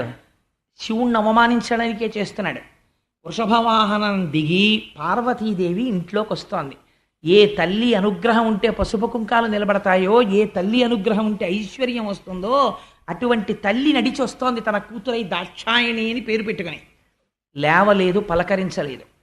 పలకరించకపోతే పోతన గారు అంటారు, ఆ తల్లి ఇంత కష్టపడి వెడితే చనుదించిన యమ్మగువను జననియు సోదరులు తప్ప సభలోని వారెవ్వరు దక్షుని భయము వలన అనయము పలుకరింపరైరి మహాత్మ. కనీసం ఆ దక్ష ప్రజాపతి యొక్క భార్య, అక్క చెల్లెళ్ళు తప్ప, అన్నదమ్ములు తప్ప దక్షుడు ఏమ్మా వచ్చావా అని కూడా అనలేదు. ఇంత ప్రేమగా చూసే తండ్రి అమ్మ నువ్వు వచ్చావా అమ్మ రా అని అనలేదు. ఇది ఇక్కడ భర్తని నిందించాడు. తను వచ్చింది, అమ్మ వచ్చావా అని కూతురు మీద ప్రేమ చూపించలేదు. చాలా బాధపడింది. ఆ తల్లి వచ్చింది, పిన్నులు వచ్చారు, అన్నదమ్ములు వచ్చారు, పలకరించారు. సభామంటపంలోకి వెళ్ళింది. ఒక్కళ్ళు ఆవిడ్ని పలకరించలేదు. ఎందుకు పలకరించలేదు? దక్షుని భయము వలన ఎవరు పలకరిస్తే ఏం శపిస్తాడో అవమానించడానికే కదా చేస్తున్నాడు యాగం. అందుకనే దానిలా తీరా వెళ్ళి ఎంతంత పాపం మూట కట్టుకుంటారో చూడండి. ఎవ్వరూ పలకరించకపోతే ఆవిడ చాలా ఖేదం పొందింది. ఆఖరికి యాగమంటపంలో అమ్మ అలా కూర్చో అని అనలేదు. అనకపోతే మణిభద్రుడు అన్నవాడు చూశాడు. అమ్మవారు ఉగ్రమైన తేజస్సుతో చూస్తోంది, సమస్త బ్రహ్మాండములను కాల్చేస్తుందా అన్నట్లు. ఇప్పుడు చూశాడు. చూసి విచ్చుకత్తులు పైకి తీశారు. చంపి అవతల పారేస్తాం ఈ దక్షుణ్ణి అన్నారు. అమ్మవారి కోపం. అమ్మవారు వారించింది, చంపకండి అని పిలిచింది. దక్షుణ్ణి ఇలా రా అంది. వచ్చాడు, నిలబడ్డాడు. ఏమిరా నీ అహంకారం? నీ చిత్తం వచ్చినట్టు కూశావా పరమశివుణ్ణి పట్టుకుని? ఇప్పుడు చెప్తున్నాను నీకు ఒక మాట. పరగచితాస్తి భస్మ నృకపాలధరున్ ఉగ్రపరేత భూచరుండని పిశాచయుక్తుడని శర్వున మంగళగాతలంపరెవ్వరున్ మరి అవ్వాక్పతి ముఖ్యులం మహాత్ము పాద సరోజ రేణువులు సమ్మతి దల్పరె మస్తకంబులన్ అని అడిగింది. నువ్వు మాట మాట్లాడితే ఒక మాట చెప్తున్నావని నాకు తెలిసింది. ఎప్పుడు మాట్లాడినా పరగచితాస్తి భస్మ, బూడిద రాసుకుంటాడు, భూతప్రేతాలతో తిరుగుతాడు, శ్మశానంలో ఉంటాడని కారు కూతలు కూస్తున్నావు శంకరుణ్ణి ఉద్దేశించి. నీ హద్దు నువ్వు తెలుసుకున్నావా? నీకెప్పుడైనా తెలుసా ఎందుకు తిరుగుతాడో? శివుడు పైకి ఎంత అమంగళంగా కనపడతాడో లోపల ఎంత మంగళకరుడో ఎప్పుడైనా విచారణ చేశావా? ఓరి చేతకాని చవట, శివుడే అంత అమంగళకరుడైతే ఆ వాక్పతి ముఖ్యులం మహాత్ము చరణ సరోజములన్ సమ్మతి దల్పరే మస్తకంబులన్, ఏ చతుర్ముఖ బ్రహ్మ బొటనవేల్లోంచి నువ్వు పుట్టావో ఆ బ్రహ్మగారు పరమశివుడి యొక్క పాదరేణువుల్ని తల మీద చల్లుకుంటున్నాడు నాకు శక్తి రావాలని. బ్రహ్మగారిని చూసైనా నీకు బుద్ధి రాలేదరా? ఇంకా ఎందుకు మాట్లాడుతున్నావు? శంకరుడి గురించి తక్కువ చేసి ఎందుకు మాట్లాడుతున్నావు? శివ అన్న మాట నోటి వెంట వస్తే కొన్ని కోట్ల జన్మలలో చేసినటువంటి మహాపాతకములు దగ్ధమవుతాయి. అటువంటి శివనామాన్ని పట్టుకుని తక్కువ చేసి మాట్లాడతావా? పవి పుష్పంబగు అగ్ని మంచగు నాకూపారంబ భూమిస్థలంబగు శత్రుండతిమిత్రుడు విషము దివ్యాహారమౌ నెన్నగా అవనీ మండలి లోపలం శివ శివేచ్ఛాభాషణోల్లాసకిన్ శివ నీ నామము సర్వవశ్యకరమౌ శ్రీకాళహస్తీశ్వర అంటాడు దూర్జటి. శివనామం చెప్పుకున్న వాడికి లోటు లేదు. పవి పుష్పంబగు, రాయి కూడా పువ్వు అయిపోతుంది, సముద్రము భూమి అయిపోతుంది, వజ్రము పూలదండ అయిపోతుంది. అంతటి అభయంకరుడై ఎవరి నామం చెప్పుకుని లోకాలన్నీ సంతోషపడిపోతున్నాయో అటువంటి మహాత్ముణ్ణి పట్టుకుని అనరాని మాటలంటావా? దాని లోపల ఉన్నటువంటి తత్వాన్ని తెలుసుకునే ప్రయత్నం చేయకుండా నీ చిత్తం వచ్చినట్టు మాట్లాడతావా? పైకి మాంసనేత్రమునకు ఏది కనపడుతోందో అది చూసి దాన్ని బట్టి నువ్వు మాట్లాడడం నేర్చుకున్నావా? ఇలా మాట్లాడవచ్చా? ఇదే నీకొక మాట చెప్తున్నాను. అసలు శాస్త్రమునందు సిద్ధాంతమేదో తెలుసా? ఆవిడొక మాట అడిగింది. భర్గు తిరస్కరించిన వారి జిహ్వ కోయవలయు. ఎవడైనా సరే శంకరుణ్ణి నింద చేస్తే వాడి నాలుక పట్టి పైకి లాగి కొండ నాలుక వరకు కత్తితో కోసివేయవచ్చు. అటులు చేయకుంటివేని కర్ణరంధ్రములు మూసి వెడయవలయననుచు ధర్మదులు పలికిరనగా. అలా నీకు చెయ్యడానికి అధికారం లేకపోతే, ఎదుటివాడి నాలిక కోసేయకూడదు, నాకు అధికారం లేదనుకుంటే, ఉత్తర క్షణం ఎక్కడ శివనింద జరిగిందో అక్కడ చెవులు మూసుకుని బయటికి వెళ్ళిపోయి ఆ రోజు అన్నం తినడం మానేయాలి ప్రాయశ్చిత్తంగా. అలా చేయకపోతే వాడు అధమాధముడైపోతాడు. అలా మాట్లాడకూడదు శంకరుడి గురించి. నువ్వెందుకు మాట్లాడుతున్నావు ఇలాగా? ఇంకొక మాట చెప్తున్నాను. జనుల అజ్ఞానమునన్ భుజించిన జుకుప్సంబైన అన్నంబు సయ్యన వెళ్ళించి పవిత్రుడైన గతి. ధర్మాత్ముండు ఈశ్వరుడు అఘను దుష్టాత్ముండవై నిందించిన నీ తనూభవయనంగా నోర్వ ఈ హేజభాజనమైన శరీరమును విడిచి భస్వశుద్ధి ప్రాపించదన్నది. నువ్వు దుర్మార్గుడివి, దుష్టాత్ముడివి. అందుకే శంకరుణ్ణి నింద చేశావు. జనుల జ్ఞానమునన్ భుజించిన జుగుప్సంబైన అన్నంబు సయ్యన వెళ్ళించి. తినకూడని అన్నం తినేశాడు. తీరా తెలిసింది ఆ పులుసులో బల్లి పడిపోయిందని. వెంటనే ఏం చేస్తాడు? నోట్లో వేలు పెట్టుకుని కక్కేస్తాడు. అలా నేను ఇవాళ ఒక నిర్ణయం తీసుకున్నాను. ఇక ముందు నేను ఎప్పుడైనా పరమ పవిత్రుడైన శంకరుడి సాన్నిధ్యంలో కూర్చునుంటే చూసిన వాళ్ళు దాక్షాయిణి అని పిలుస్తారు. నీ దుర్మార్గుడవైన నీ కుమార్తెగా దాక్షాయిణి అని పిలిపించుకోవడానికి నేను ఇష్టపడను. నాకు ఆ పేరు ఇంకా ఇష్టం లేదు. అందుకే నేనేం చేస్తానో తెలుసా? హేయభాజనమైన ఈ శరీరమును విడిచి భాస్వశుద్ధి ప్రాపించదన్. నేను ఈ శరీరాన్ని వదిలిపెట్టేసి అగ్నిహోత్రంలో కలిసిపోతున్నానంది అని పద్మాసనం వేసి కూర్చుంది. పలకరించలేదు దుర్మార్గుడు. పద్మాసనం వేసి కూర్చుని అమ్మవారు ప్రాణ అపాన వ్యాన వాయువుల్ని నాభిస్థానమునందు నిలబెట్టింది. ఆ పైన ఉదాన వాయువుని తీసుకొచ్చి హృదయం మించి పైకి తీసుకొచ్చి కనుభముల మధ్యలో నిలబెట్టి ఇంద్రియములన్నింటిలోంచి అనిలం అనేటటువంటి అగ్నిని ప్రేరేపణ చేసి ఆ యోగాగ్ని ఎందు శరీరాన్ని దగ్ధం చేసి బూది కుప్పై కింద పడిపోయింది. కింద పడిపోగానే హాహాకారాలు మిన్నుముట్టాయి సభలో. మిన్నుముట్టి అరే రే రే రే కన్న కూతురు యాగశాలలో ప్రాణం విడిచిపెట్టింది. ఈ దురాత్ముడు బ్రాహ్మణుడు వీడు పలకరించలేదు కూతుర్ని అని ఆశ్చర్యపోతుండగా ఇంకా ప్రమథగణాలకి ఎక్కడ లేని ఆగ్రహం వచ్చి కత్తులు తీసి దక్షుడి మీద పడ్డారు. భృగువికి చాలా సంతోషం కలిగింది. ఎంత కాలానికి రా ఒక మంచి మాట, శంకరుడి భార్య మరణించింది అన్న ఆనందంతో వెంటనే హోమం చేసి అందులోంచి రుభులనబడేటటువంటి దేవతల్ని సృష్టించి రుద్రగణాలని తరిమి కొట్టించాడు. చాలామంది పడిపోయారు. చాలామంది రక్తం కారుతూ కైలాసం వైపుకు పారిపోయారు. ఈ విషయాన్ని నారదుడు వెళ్ళి చెప్పాడు శంకరుడికి. ఆయన ప్రశాంతంగా ధ్యానమగ్నుడై కూర్చునున్నాడు. కూర్చున్నవాడి దగ్గరికి వెళ్ళి చెప్పాడు నారదుడు, అయ్యా నీ భార్య విడితే దక్షుడిలా ప్రవర్తించాడు. నీ భార్య శరీరం విడిచిపెట్టేసింది, యోగాగ్నిలో దగ్ధం అయిపోయిందని చెప్పాడు. ఆ మాట వినేసరికి ఆజ్యుండుగ్రుడు నీలకంఠుడి దైత్యారాతి దష్టోష్టుడై ఆజ్యద్భూరి మృగేంద్ర రోషమున భీమ ప్రక్రియం నవ్వుచున్ విద్యుద్వహ్ని శిఖా సముచ్చయ రుచిన్ వెల్గొందు చెంచజ్జటన్ సజ్జ క్రోధముతోడ పుంచి వేయిచన్ క్ష్మాచక్రమధ్యంబుదన్. అంతే, ఎక్కడ లేని కోపం వచ్చేసింది. ఇంత శాంతమూర్తి రుద్రుడైపోయాడు. ఒక్కసారి లేచాడు, పెద్ద వికటాట్టహాసం ఒకటి చేశాడు. పోతన గారు ఆ మాటలు అలాగే పడిపోయాయి అంతే ఆయనకి. అర్జుండుగ్రుడు నీలకంఠుడి దైత్యారాతి దష్టోష్టుడై ఆజ్యద్భూరి మృగేంద్ర ఘోషమున భీమ ప్రక్రియ నవ్వుచున్. ఆ నవ్వుకి బ్రహ్మాండాలు కదిలిపోయాయి. అటువంటి వికటాట్టహాసం ఒకటి చేశాడు. భీమ ప్రక్రియ నవ్వుచున్ విద్యుద్వహ్ని శిఖా సముచ్చయ జటన్ చెల్వొందు చించెజ్జటన్. మిరిసిపోతున్న జటను ఒక దాన్ని ఊడబెరికాడు. ఊడబెరికి సజ్జక్రోధముతోడ పుంచి వేయిచన్ క్ష్మాచక్రమధ్యంబునన్. ఆ జటని తీసి నేలకేసి కొట్టాడు నిలబడి. కొట్టేసరికి అంతే, ఒక్కసారి ఆయనే సామాన్యమైనటువంటి తత్వం అండి. ఎంత సాత్వికంగా కనపడతాడో అంతటి ఉగ్రుడవుతాడు కోపం వచ్చినప్పుడు. ఆ రౌద్రాన్ని ఎవరూ తట్టుకోలేరు. ఓం నమో భగవతే సదాశివాయ సకల తత్వ విదూరాయ సకల లోకైక కర్త్రే సకల లోకైక హర్త్రే సకల లోకైక సంహర్త్రే సకల లోకైక సాక్షిణే సకల నిగమ గుహ్యాయ సకల లోకైక వరప్రదాయ సకల దురితార్తి భంజనాయ సకల జగద భయంకరాయ శశాంక శేఖరాయ శాశ్వత నిజామాసాయ నిరామాసాయ నిరాతంకాయ నిష్కలంకాయ నిష్ప్రపంచాయ నిస్సంగాయ నిర్మమాయ నిర్మలాయ నిర్గుణ విభవాయ సచ్చిదానందద్వైత పరమ ప్రకాశాయ పరమశాంత ప్రకాశాయ తేజోరూపాయ తేజో విభవే అని ఒక్కసారి ఆ చేతిలో చక్రాజ్వాయుధ భీషణకర సహస్రదంస్ట్రాకరాలవదన వికటాట్టహాస విస్ఫాటిత బ్రహ్మాండ మండల నాగేంద్రహార నాగేంద్ర వలయ నాగేంద్ర చర్మ ధర మృడ మృత్యుంజయ త్రయంబక సదాశివ పరమశివ నమస్తే నమస్తే నమస్తే నమః అంటుంది కవచం. అటువంటి భీకరమైనటువంటి స్వరూపంతో ఒక్కసారి ఆ ఉగ్రతతో కొట్టాడు ఆ జటని.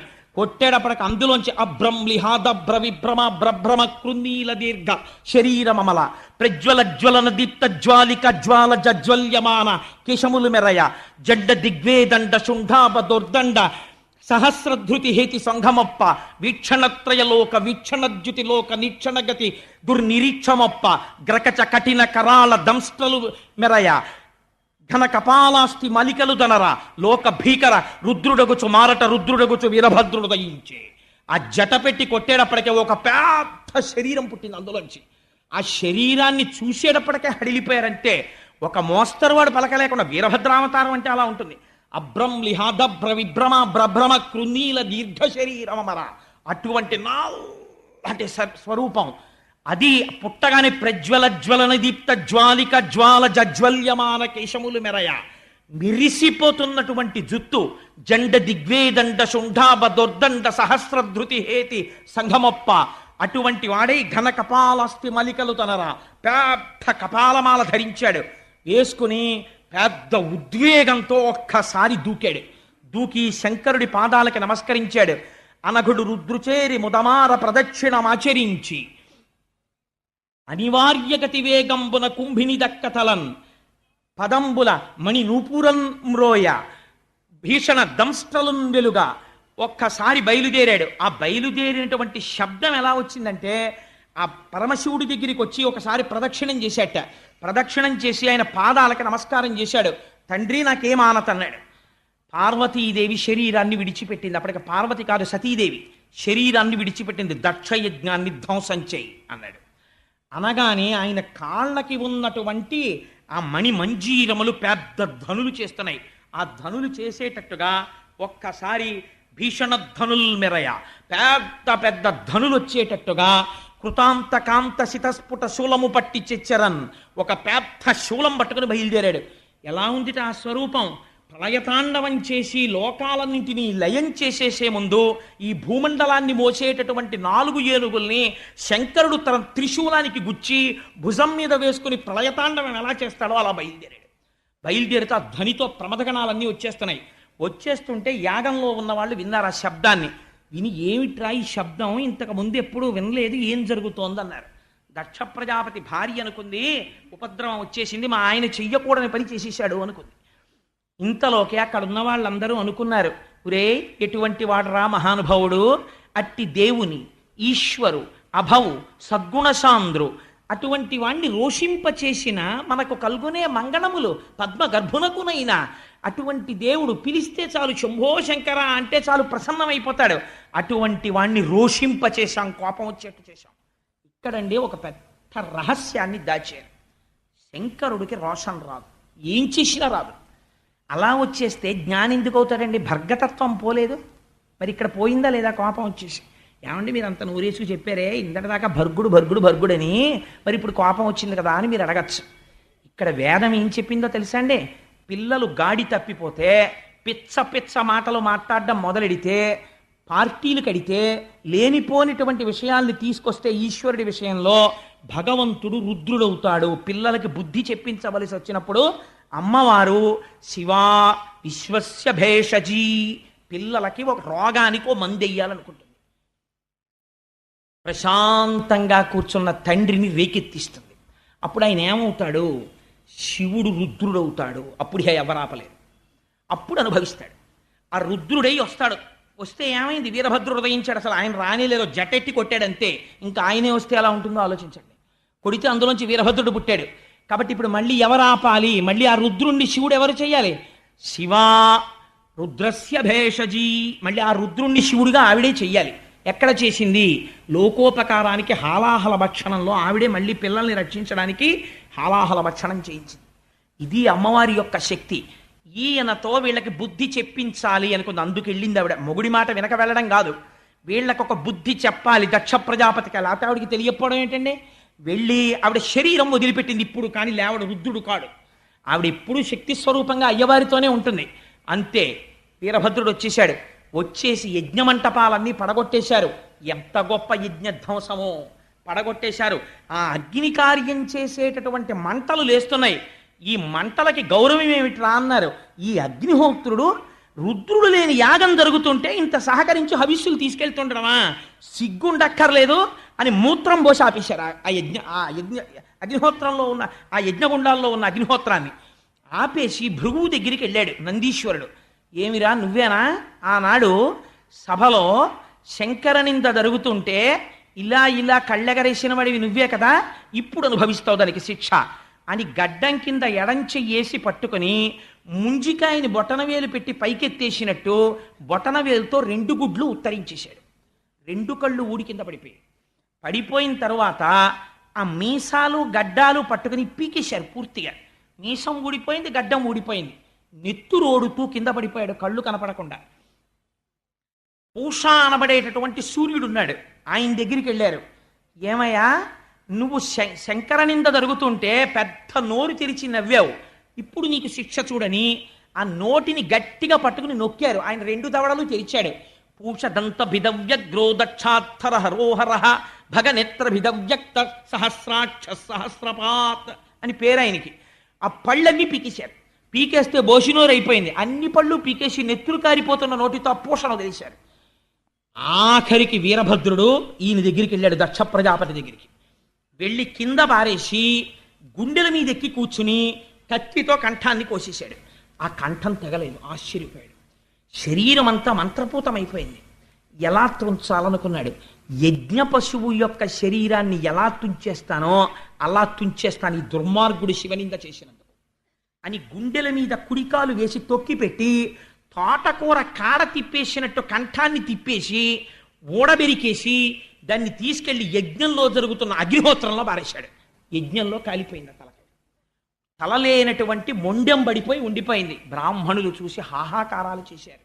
ఎంత దారుణం రా ఇది, ఇంత గొప్పగా దక్షయజ్ఞ ధ్వంసం జరిగిపోతోందని. ఎక్కడి వారాలు అక్కడ కాకావికలై పారిపోతున్నారు. దారి దొరికితే చాలని పారిపోతున్న వాళ్ళని రాళ్ల పెట్టి కొడుతున్నారు. రక్షించిన వాడు లేడు. జ్ఞాపకం పెట్టుకోండి.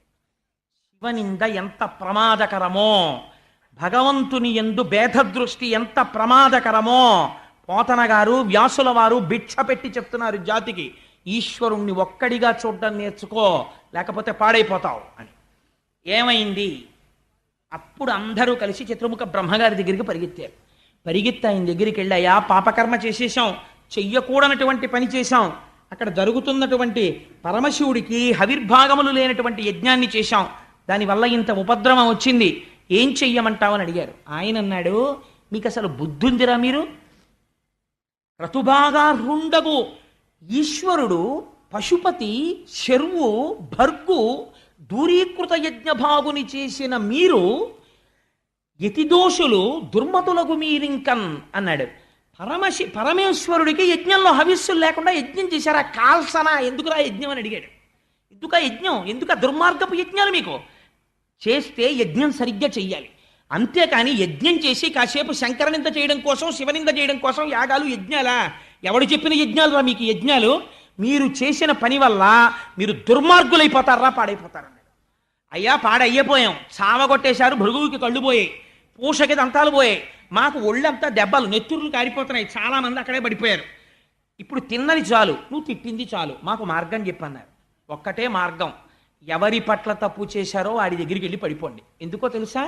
ఆయన ఒక్కటే, ఆయన దగ్గర ఉన్న లక్షణం జగత పితరౌ వందే పార్వతీ పరమేశ్వరవు. ఎన్ని తప్పులు చేసినా వెళ్ళి ఆయన కాళ్ళ మీద పడిపోతే మళ్ళీ రక్షిస్తాడు. అంటే వీళ్ళన్నారు, అయ్య బాబోయ్ కైలాసం వైపుకి వెళ్ళడమే అడిలిపోతున్నా, నువ్వు రా మాతో అన్నారు. సరే పదండని చతుర్ముఖ బ్రహ్మగారు తీసుకెళ్లారు. తీసుకెళ్ళిన తర్వాత కైలాస పర్వతాన్ని వర్ణన చేస్తారు. అక్కడ ఎందరో సిద్ధులు, సాధ్యులు, తపస్సు చేసుకునేవాళ్ళు, దేవకాంతలు, చెట్లు, కలకూజితాలు, పక్షులు, మానస సరోవరం, అక్కడ ప్రవహిస్తున్నటువంటి నదులు, అందులో ఉండేటటువంటి హంసలు, ఆ రాచిలుకలు, అంతఃపురాలు, ప్రమదగణాలు, పరమ పవిత్రమై శంకరుడి చేత జ్ఞానబోధ చేయించుకుంటున్నటువంటి మహర్షులు, ఋషులు, సనకసనందనాదులతో ఉంది. అటువంటి కైలాస పర్వతం మీదకి వెళ్ళారు. వెళ్ళేటప్పటికీ అత్యంత ప్రశాంత చిత్తుడై ఎట్టి పరిస్థితులలోనూ సూర్యకిరణం పడడానికి వీలు లేనంత పెద్దది పెరిగిపోయినటువంటి ఒక రావి చెట్టు కింద మౌనవ్యాఖ్యా ప్రకటిత పరబ్రహ్మతత్వం యువానం వర్షిస్తాంతే వసదృషిగణైరవృతం బ్రహ్మనిష్టై ఆచార్యేంద్రం కరకలిత చిన్ముద్రమానందరూపం స్వాత్మారామం ముదితవదనం దక్షిణామూర్తిమీడే. ఆయన కుడికాలు మీద ఎడమ పాదం పెట్టుకుని ఎడమ చేతిని తీసుకెళ్ళి మోకాలు మీద పెట్టుకుని ఇలా చిన్ముద్ర పట్టి తన చుట్టూ కూర్చున్నటువంటి సనక సనందనాదులందరికీ మౌన వ్యాఖ్యతో జ్ఞానబోధ చేస్తున్నాడు. ఆయన ముఖమునందు ఏమాత్రము రోషము కాని కోపము కాని లేదు. వెయ్యవలసిన శిక్ష వేసేశాడంటే అక్కడతో అయిపోయింది. వేసేశాడు, కూర్చుని చక్కగా జ్ఞానబోధ మౌనంగా చేస్తున్నాడు. సనక సనందనాది మహర్షులందరూ ఆయన దగ్గర జ్ఞానబోధ తెలుసుకుంటున్నారు. నీకెందుకు వచ్చిన గొడవ, లేనిపోని గొడవ, శివనింద చేయడం. చతుర్ముఖ బ్రహ్మగారు వెళ్ళి పరమశివుడి ముందు నిలబడి స్తోత్రం చేశారు. అయ్యా, పిల్లలు తెలియదు, నీ పట్ల దోషం చేశారు, నువ్వు సాక్షాత్తు పరబ్రహ్మానివి, సృష్టి స్థితి లయ మూడు నీ ఎందు జరుగుతుంటాయి, తెలియనటువంటి వాళ్ళు ఈ రకంగా నీ పట్ల అపచార బుద్ధితో ప్రవర్తించారు, స్వామి వీరిని క్షమించు, నువ్వెవరో నాకు తెలుసు అన్నాడు బ్రహ్మగారు. అని ఒక్క మాట చెప్తాను, ఒక్క పద్యం చాలండి. ఎంత గొప్ప పద్యం చెప్పాడంటే, స్వామి నువ్వెవరో తెలుసా, నిరంతరము కూడా అనయము వీడకయుండన్ ఎవ్వరినీ కూడా విడిచిపెట్టకుండా ఉంటూ శివశక్తి రూపమున క్రీడ సల్లుపు, శివశక్తుల యొక్క రూపంలో క్రీడ సల్పుతూ ఈ జగమంతా నటరాజతత్వంలో కదులుతూనే ఉంటుంది. అందుకే నటరాజస్వామి ఒక చేతిలో ఢమరుక పట్టుకుంటారు. ఢమరుక పట్టుకుంటే ఢమరుక మోగితే ఆకాశ గుణకం, అందులోంచి శబ్దం ఆకాశతత్వం, అంటే ఆయన సృష్టి చేస్తాడు. ఆయన ముఖం నవ్వుతూ ప్రసన్నంగా ఉంటుంది, అంటే ఆయన స్థితికారకుడు. ఆయన ఇటువైపు చేతిలో అగ్నిహోత్రాన్ని పట్టుకుంటాడు, అంటే లయకారకుడు. సృష్టి స్థితి లయములు చేస్తూ ఈ పిండాండ బ్రహ్మాండములు అలా కలిసిపోతూనే ఉంటాయి. పంచభూతాల్లోంచి ఇందులోకి పంచభూతాలు వస్తాయి, మళ్ళీ ఇందులోంచి పంచభూతాలు మళ్ళీ బ్రహ్మాండంలోకి వెళ్ళిపోతుంటాయి. ఈ పిండాండ బ్రహ్మాండ నిరంతర సంయోగ క్రియ జరిపించడమే నటరాజతత్వం. ఆ నటరాజతత్వమై శివశక్తి రూపముల క్రీడ సల్లుపు ఊర్ణనాభిగతి ఈ విశ్వ జనన విలయ స్థితి హేతిభూతుండవగుచుండు విశరుద్ర. స్వామి నువ్వెవరో తెలుసా, ఊర్ణనాభిగతి. నువ్వు సృష్టి ఎలా చేస్తావో తెలుసా, సృష్టి చేయడానికి ఎక్కడి నుంచో ఏదో పట్టుకురావు, ఓ గోడ కట్టడానికి సిమెంటు ఇటకలు పట్టుకొచ్చినట్టు. ఊర్ణనాభిగతి, ఒక సాలెపురుగు ఓ గోడ మీదకి వస్తుంది, వచ్చి ఇక్కడ గూడు కడదాం అనుకుంటుంది. అలా అనుకోగానే దాని నోట్లోంచి లాలాజనం వస్తుంది. ఆ ఉమ్మితోటి తీగ చేసి గూడు కట్టేస్తుంది. గూడు కట్టేసి ఆ గూడు మధ్యలో కూర్చుంటుంది. ఓ 2-3 రోజులు ఉంటుంది. ఏమిటి గూడు వెళ్ళిపోదాం అనిపిస్తుంది. ఆ గూడు తానే అటు ఇటు చిందరవందరగా చింపేస్తుంది, ఓడగొట్టేస్తుంది, వెళ్ళిపోతుంది. అలా నువ్వు కట్టు, నువ్వు పాడిచి, నువ్వు తిరుగా గూట్లో, నీ వల్ల కాదు. ఊర్ణనాభిగతి, నీకు వేరే ఉపకరణాలు ఉండవు. నీ అంత నువ్వు సంకల్పం చేసి లోకాన్ని సృష్టి చేస్తావు, నీవే ఇంతగా పరిణమిస్తావు, ఆఖరణ నువ్వే లయం చేసేస్తావు. మైనపు ముద్ద నల్లపూసల్లో తిరిగి అంటించుకున్నట్టు నీలోకి లోకాల్ని తీసేసుకుంటావు. అటువంటి వాడివని తెలియక నీ యందు భేదబుద్ధితో ప్రవర్తించారు, స్వామి వీళ్ళని అనుగ్రహించు అన్నాడు. అంటే అప్పుడు వీళ్ళందరూ అయ్యా మా వల్ల పొరపాటు జరిగిపోయింది, క్షమించమని స్తోత్రం చేశారు. చేస్తే మహానుభావుడు భోళాశంకరుడు కదా, అభయంకరుడు, ఆయన అన్నాడు మీ అందరికీ అభయం ఇస్తున్నాను, యజ్ఞం మధ్యలో ఆగిపోకూడదు. ఎంత ధర్మాత్ముడో చూడండి, యజ్ఞము నడిపించండి. ఎవరు యజ్ఞము చెయ్యాలో ఆ దక్ష ప్రజాపతికి ఇవాళ ముఖం లేదు, తీసేశాడు వీరభద్రుడు. అందుకని ఒక గొర్రె ముఖాన్ని తీసుకెళ్ళి అతికించండి. ప్రజాపతులలో దక్ష ప్రజాపతి ఇలా గొర్రె ముఖంతో ఉంటాడు. ఎందుకో తెలుసా అండి, లేనిపోని శివనింద చేసినందుకు నాకు ఈ గొర్రె ముఖం వచ్చింది సుమా అని చెప్పడానికి దక్ష ప్రజాపతి గొర్రె ముఖంతో ఉంటాడు. అప్పుడు మిగిలినటువంటి యజ్ఞ భాగాన్ని పూర్తి చేస్తాడు. పూష తాను ఏదైనా తినవలసి వచ్చినప్పుడు యజమాని యొక్క దంతములతో తింటాడు. భృగువుకి నేత్రములు ఇస్తాను, కానీ తాను తినవలసినటువంటి హవిస్సులు భృగువుకి కనపడతాయి ఇంక నుంచి అని ఎవరెవరు దెబ్బలు తిన్నారో, ఎవరెవరికి అంగవికలురయ్యారో వాళ్ళందరికీ మళ్ళీ తిరిగి స్వాస్థ్యమును ప్రసాదిస్తున్నాను. ఈ యజ్ఞమును మీరందరూ కూడా సంతోషముగా పూర్తి చేసుకోండి అని మళ్ళీ ఎవరెవరు ఇబ్బంది పడ్డారో వాళ్ళందరికీ వరాలు ఇచ్చేశాడు. అందరూ సంతోషంగా స్తోత్రం చేస్తుంటే అప్పుడు దక్ష ప్రజాపతికి ఓ గొర్రెతలకాయ తీసుకెళ్లి పెట్టారు. ఠంగుని లేచి నిలబడ్డాడు. నిలబడి పరిగెత్తుకుంటూ కైలాసానికి వచ్చాడు. వచ్చి అప్పుడు శంకరుణ్ణి చూసి ప్రార్థన చేశాడు. అయ్యా నీకపరాధుడనగునను దండించుట దండనము కాదు మదిన్ నన్ను రక్షించుటగా తలతను అభవ ఈశపు రహర రుద్ర. స్వామి, నువ్వు నన్ను దండించడం నేను దండనగా భావించట్లేదు, దీన్ని రక్షణగా భావిస్తున్నాను. దీని వలన ఇంకా భవిష్యత్తులో ఎప్పుడూ ఎవ్వరూ ఇటువంటి అపరాధములు చేయకుందురుగాక, అందరూ తెలుసుకుంటారు. అందుకని నువ్వు నన్ను రక్షించిన వాడిగా భావిస్తున్నాను స్వామి, నన్ను మన్నించు అని నమస్కరించాడు. సరే వెళ్ళి ఆ యాగాన్ని పూర్తి చెయ్యి అన్నాడు. ఆ యాగం పూర్తి చెయ్యడానికి వెళ్ళిపోయారు. పోతనగారు అంటారు, ఈ ఆఖ్యానము చదివిన వినిన ధీమంతులకున్ భీమతులై వినిన జుతిమంతులకున్. జుతిమంతుడు అంటే రాగద్వేషాలు లేకుండా ఉన్న సత్యాన్ని ఉన్నట్టు గ్రహించడానికి యథార్థ బుద్ధితో నిష్కల్మష చిత్తంతో కూర్చుని విన్నటువంటి వాడు ఎవడున్నాడో అటువంటి వాడికి ఆయువు ధనమును కల్గును. ఏదైనా రోగాలు వచ్చి వాడికి అపమృత్యు దోషం ఉంటే అటువంటి అపమృత్యువు పోయి ఆయుర్దాయం నిలబడుతుంది. దరిద్రుడైన వాడుంటే వాడికి ధనము కలుగుతుంది. వాయును దుఃఖములు తొలగు భవబంధములున్. వాడికి ఉన్నటువంటి సంకటములన్నీ తొలగిపోతాయి. తొలగిపోయి చిట్ట చివర వాడికి ఉన్న భవబంధములు నశించి ఎవరు దక్షయజ్ఞ ధ్వంసమును వింటున్నారో అటువంటి వారికి తుట్టతుద ఊపిరి తీస్తున్నప్పుడు ఈశ్వరానుగ్రహం కలిగి వారు శివనామము చెప్తూ కైవల్యమును పొందగలరు. అటువంటి గొప్ప ఫలితాన్ని దక్షయజ్ఞ ధ్వంసమునకు ప్రకటించారు.